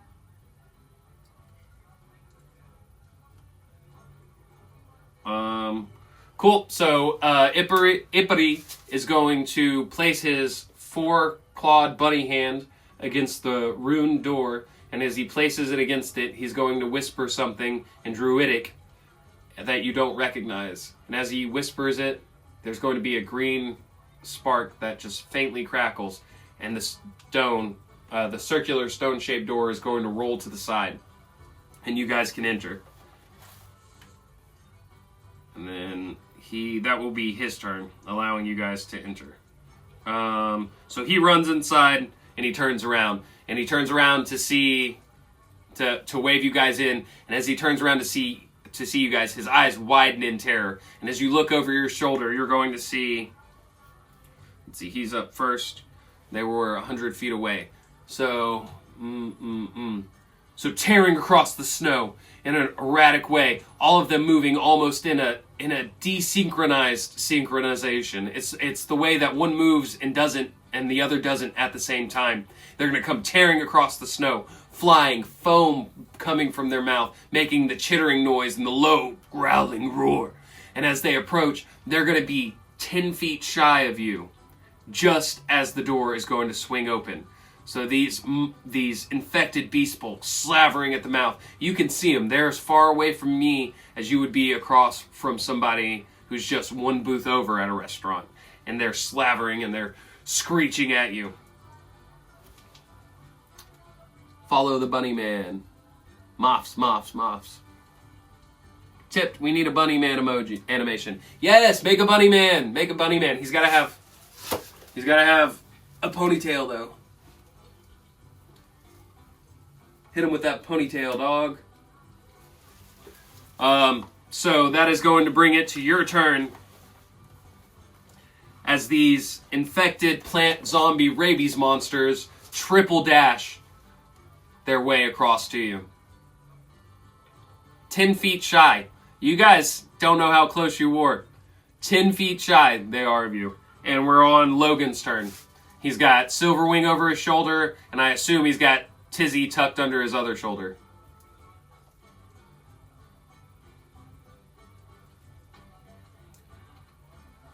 Pull shield and shield bash as we back into the room. Honestly, you've got Silverwing here, and you've got Tizzy on your other shoulder. I would say you would have had to hook your Morning Star onto your belt to even catch them, but I just took it as a given. Toss Tizzy inside.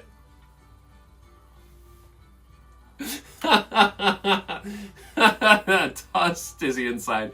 So, will we call that a free action? Because you're right in front of the door. Free action, toss Tizzy inside. So you have your action, bonus action, movement. Get inside.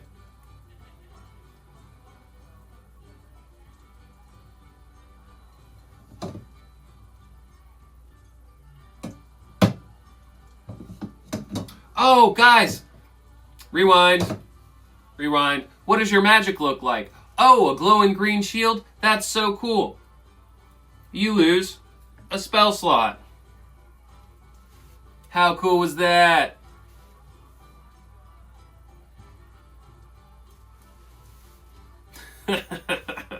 Cool thing I forgot to do.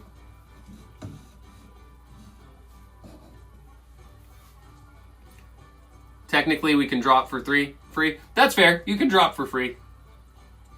So, what's Logan's plan? He's gonna move inside, drop Tizzy. Is that what I'm feeling?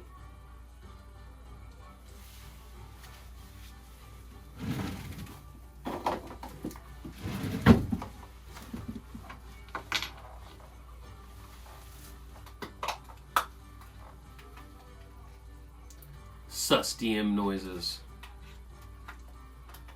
Barricade the door after getting inside.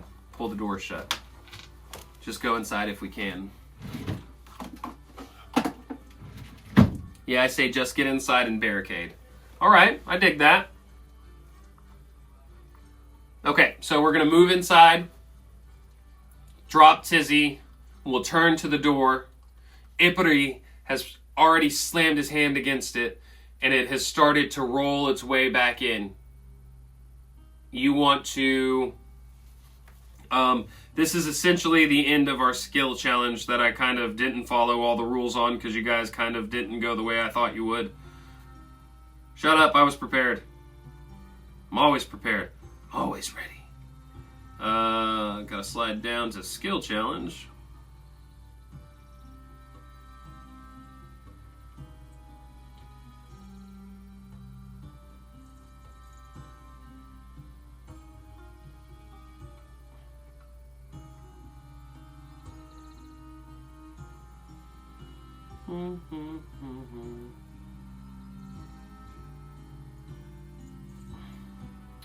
And so for this final phase of our skill challenge, get inside and bar the door. So you can, bye Aiden. Okay, I'm so sorry. I do have a 9 a.m. faculty training and I have to give. Bye Aiden. Good night. We're really close to the cool tea thing, to the cool prop thing, but I may call it quits myself here soon. It's been an hour 45. Have a good night. Thank you so much. And I appreciate the offer of the cool satin bags. Those sound very cool. So you can help bar the door. You can lock it, rig a latch. We're going to still be in initiative order at this point, but it's on to you guys. Get inside and barricade. So essentially you just need to tell me what skill you want to use to get this door shut. How are we doing this?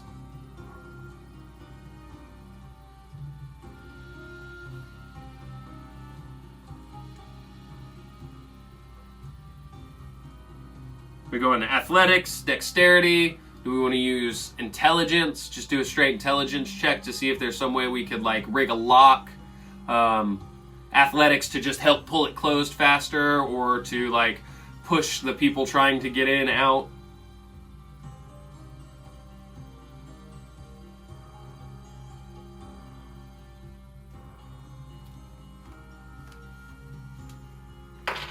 Are you sure you... I'm going to be nice, and I'm going to say, are you sure you want to use perception, your worst trait? Athletics to hold the door shut while others grab something to barricade. Those are all good ideas.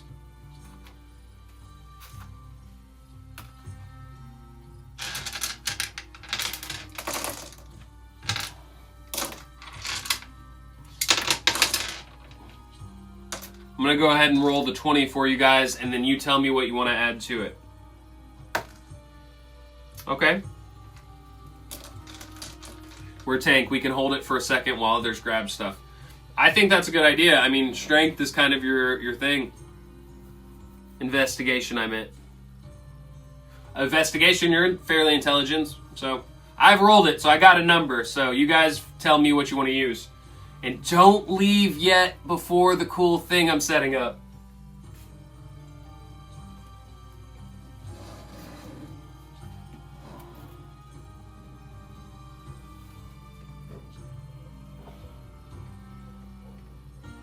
Aiden, if you're still here, I think you'll enjoy this.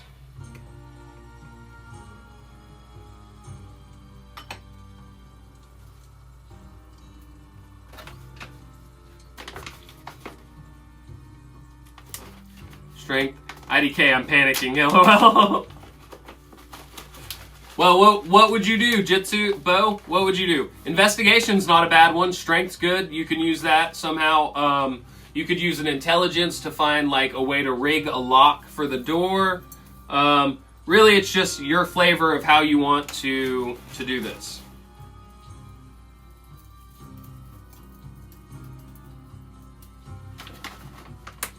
Replying, haha, welcome to D&D.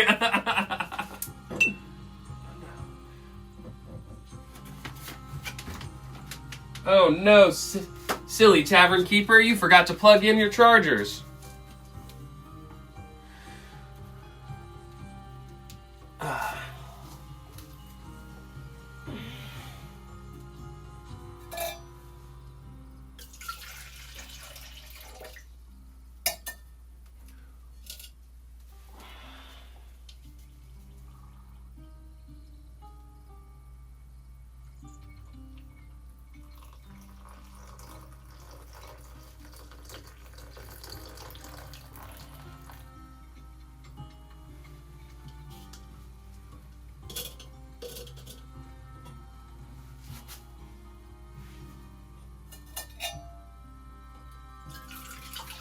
You need a little bit more water in that.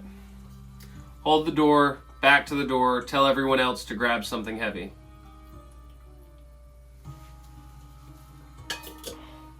So Logan will come to the door, and as it's slowly rolling in, he grabs one and then the other side, kind of like the Captain America, where he grabs the building and the helicopter, and he slowly wrenches them together. He says, grab something to bar the door!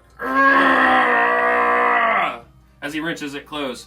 And that was a pretty good choice, because with a 15, we're going to add that to your athletics of 5, I believe it is. 6.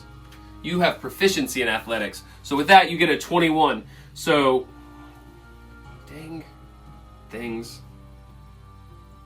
My things are all dying on me. I've gone too long, guys. Gotta turn off my low power mode so it stops dying on me. Oh my god. Alright, I'm back. So the stone grinds together as you and it crunch of stone grinding as it pulls in together, and the door closes just as you hear boom, boom, boom. 3 bodies hit the outside and from the inside. Perception to see if anything to bar the door. Still here, just at work and listening to. Hold the door, back to the door, tell everyone else. Cool, I'm glad you're here, man. I appreciate it. I'm so glad that everyone's here. I was wondering if you left because I had this super dope thing that I'm doing now. So, two things I need to do. That grinds shut, and you're going to come out of initiative order as Tizzy starts piling sacks of soil, or maybe with the strong smell coming from it, maybe even manure, and Ippity lays some wooden slats across, and as you take a look around the storehouse, you're going to see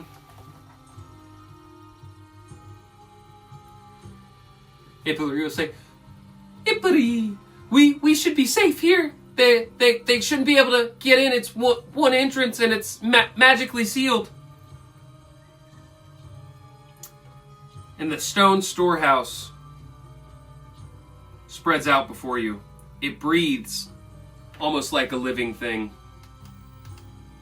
The light warms almost like the noon sun or a warm tavern fire. And the first thing you notice immediately is the warmth, followed by the sound of bodies hitting the door. The stone door behind you. Warm, damp air greets you, rich with soil, leaf, and faint bitterness of old brews. Enchanted troughs seem to line the outsides of the room in careful rows and across the center. Each section is painted with the walls in a different biome from a different land. Deep forest greens, needle-dark evergreens. You see one pale, sandy corner with heat radiating from it that feels as almost like a sun-baked oven there. In one corner, you see the stone give way to craft, and an alchemist table lays out across, with the workspace sitting half-tinted, kettles blackened with use, jars labeled in a careful hand, stains of old teas soaked deep into the bench. Whoever worked here knew plants the way others know prayer. And beyond that, there's a stone door in the back. This building doesn't seem to stretch. This room doesn't stretch as long as the building does.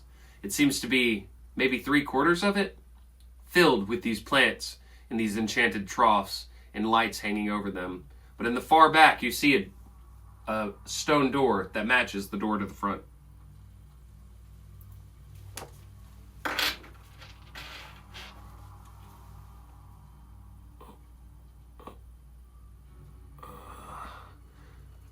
See anything?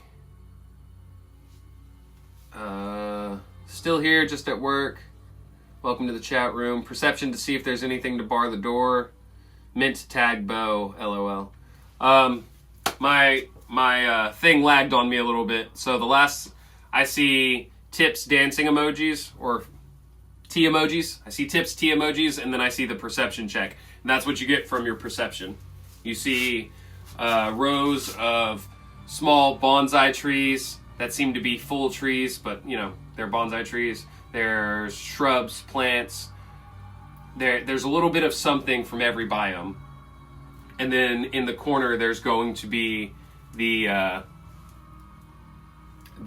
alchemist table that you guys have seen.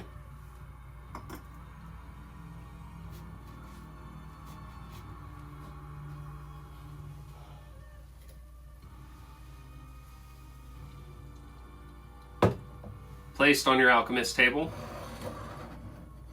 scattered about it, you see jars and broken vials and paperwork. You see notes and packets, and everything seems to be slightly in disarray. And sitting on the table itself is a kettle. On the top, there's some loose leaves floating, and it has a brilliant azure color to it, a nice blue color. As you get closer to the alchemist table, a more stable white light appears from overhead, and a lantern clicks on. And you see 3 jars, each full, about 1/4 of the way full, with a clear liquid.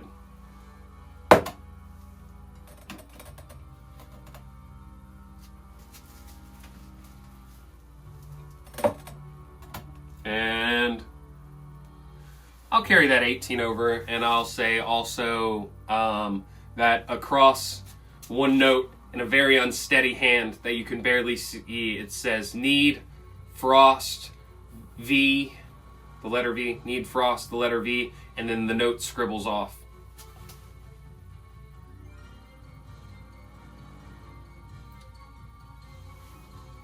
So there, you have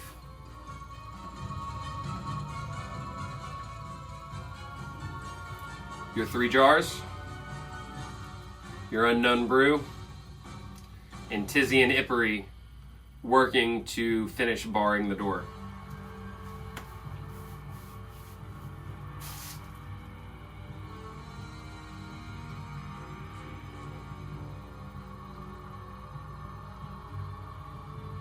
What would we like to do next, tavern goers? Where do we go from here?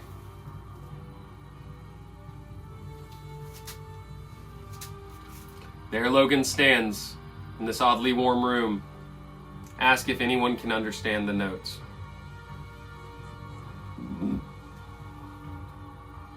Help them finish the barricade and then ask about the stuff. Alright, let's give you investigation. That's going to be a 4 plus 2, I believe it is. Oh, plus 1. So with you've got a 5. So with a 5, you didn't really find anything else that you could use to bar the doors with, and with a 9 plus, let's call it athletics, because you're proficient, and that'll give you a 15. You're going to wedge the things into the things. You're going to wedge the wooden slats into the door, kind of like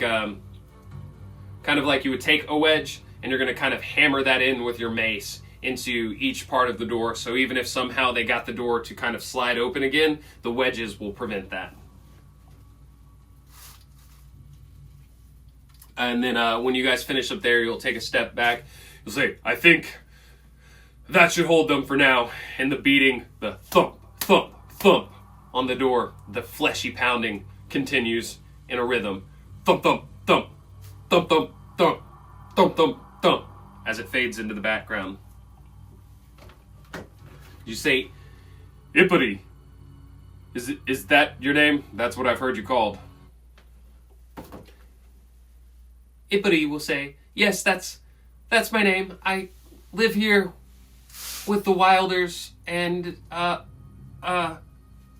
was his name?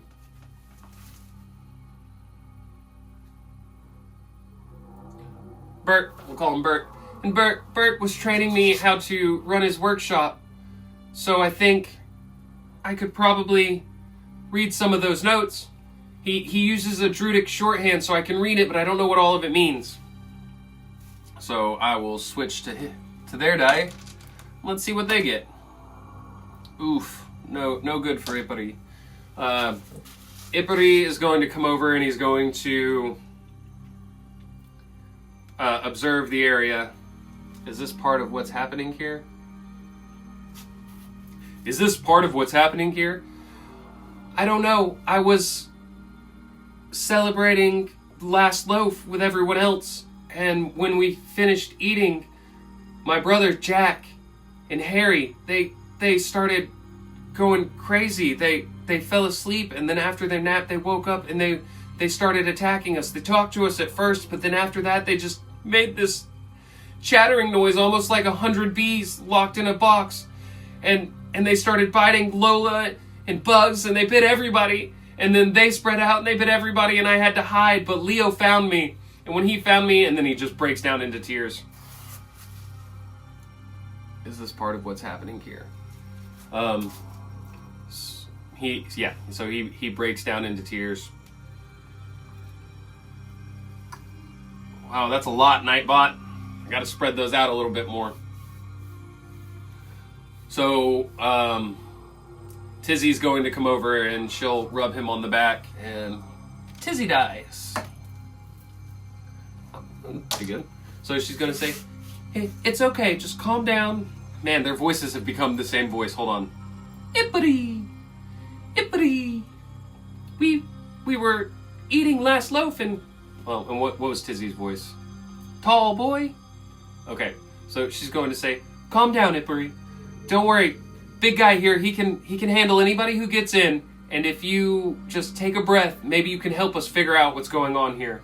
So Ippity will take a big, deep, shuddering breath in, Okay. Bert was a badger folk who worked here, and he took care of the plants.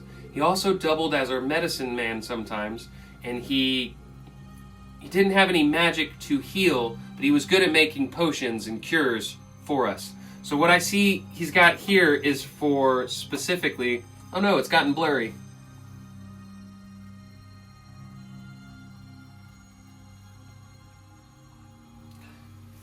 This is his way of testing ingredients on people who have a certain kind of sickness. So what he'll do is he'll take some of their blood and he'll brew it with these leaves.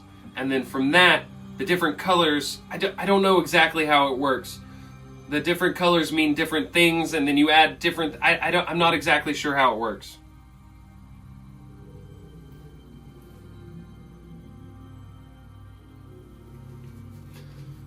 Also, my screen for you guys timed out again, so I had to open it back up. So, presumably this is an alchemist's work table. So this is where he would come to take different sicknesses, figure out a cure for them, is what you're picking up from Ipari here. Says he would put some of their blood in here, and then that would change. And on the side of the kettle, the tea kettle, you see a lever. So it is placed against the side of it.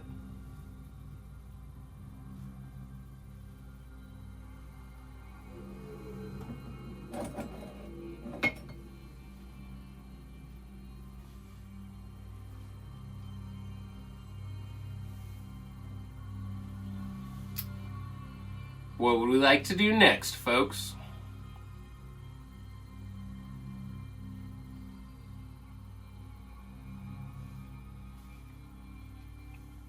Cool lever. Flip the lever. Yeah, I knew you would.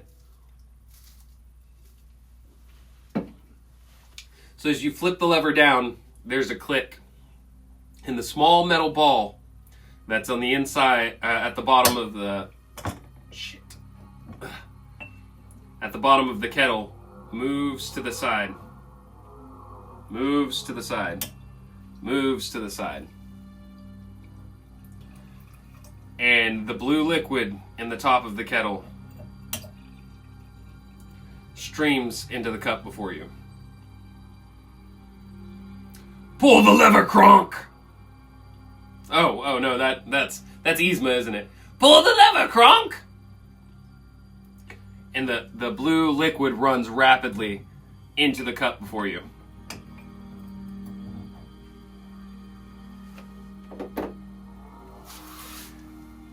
To be honest with you guys, when I was prepping just now, I had to rearrange my room a little bit. And while I was doing that, and I was going over my setup for how the room looks, while you guys look at it,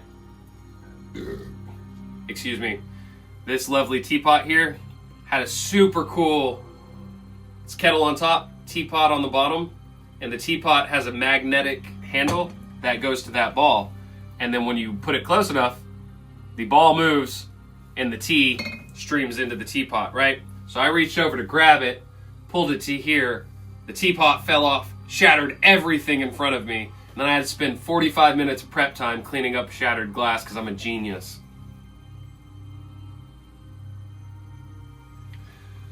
So, your blue liquid has now streamed into your teapot. Oof. Yeah, it was big oof. Big oof. It was my favorite teapot, too. I'm pretty bummed about it. But that's okay, because the stream looks sweet. Now that we're out of initiative order, I'm going to swing us back over to our Tavern Talk overlay. Don't mind me. Hopefully it looks good again. And I wish this would stop timing out. Freaking tech gremlins. Let's see, how's it going? Is it looking good? Hold on. If I'm not mistaken, I've just got to switch it back. For some reason.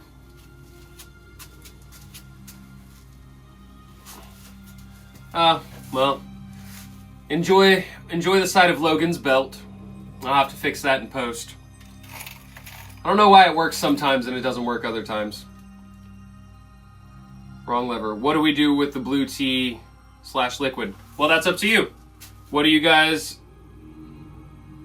want to do with the blue tea? Do you want to pick it up and drink it? It is made from infected blood.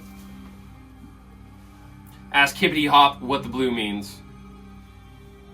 Hippity Hop has told you that he wasn't sure what the different colors mean, and he could try to take a look at the notes, but he doesn't quite understand the shorthand. From what you see of the notes, you see other cups shattered. You see notes scribbled. The last thing you see is written across it is frost, the letter V, and then that tears off as if the arm was spasming and you couldn't quite see it.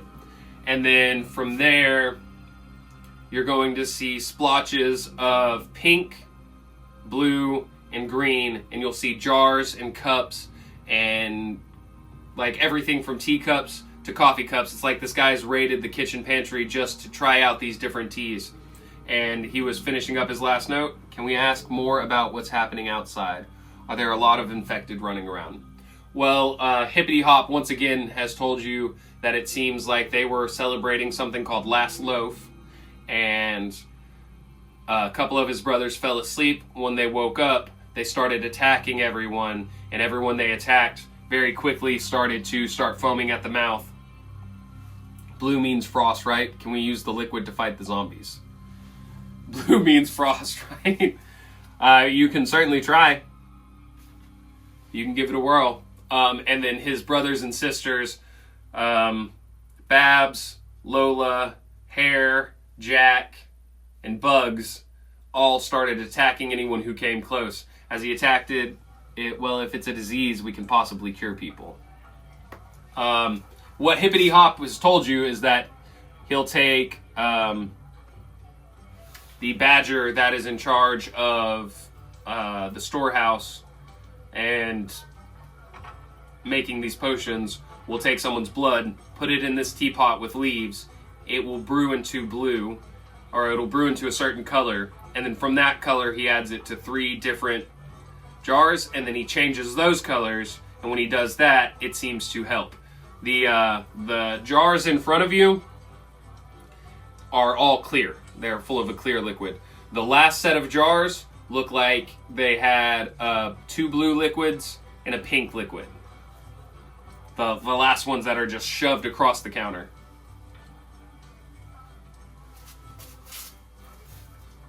And the teapot was empty when you got it, but there would have been little remnants of blue in the bottom of it.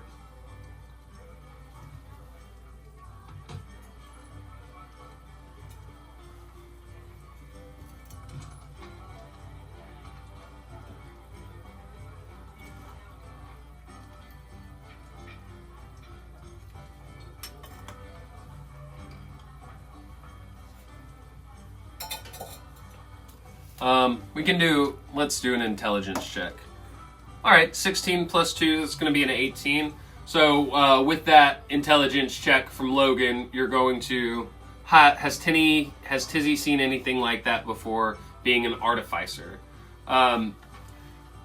Tizzy will be inspecting the setup beside you silently, and you say, Tizzy, have you ever seen anything like this before? And she's stroking her beard, I was going to say. So she's going to be tapping her chin, let's say that instead. And she'll say, Sharp Eye had a setup similar to this. He would use it to refine different liquids. I think each of those might be a cure or reactive to the disease in some way. And I'm not sure what that blue liquid is. I'm not sure.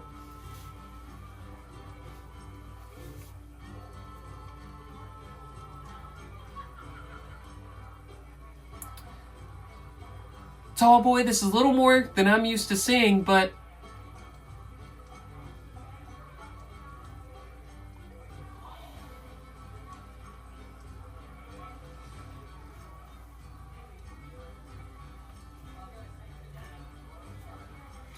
Alright, while you guys are chatting, I'm going to try to fix this real quick because my settings are pissing me off.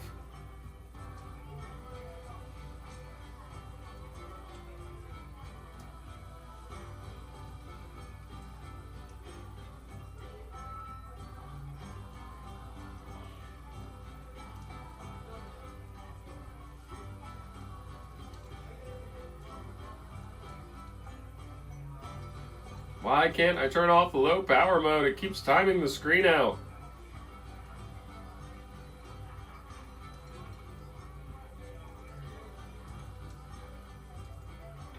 Oh well, I'll never figure it out.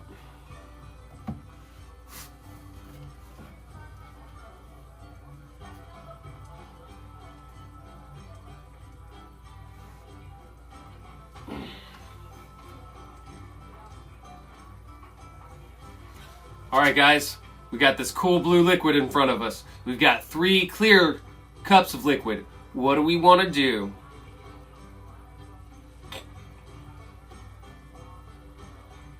It's too late at night for puzzles. That's fair enough. Alright. It is very late at night for puzzles. So we can, unless anybody has any other ideas, we can pick this up next time. My speaker just beeped at me that it was about to die, too.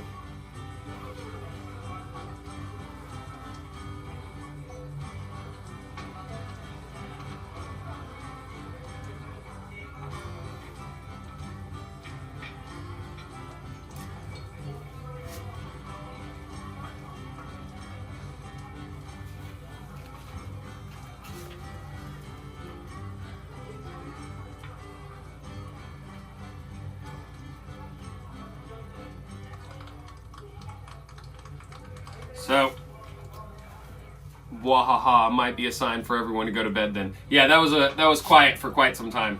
So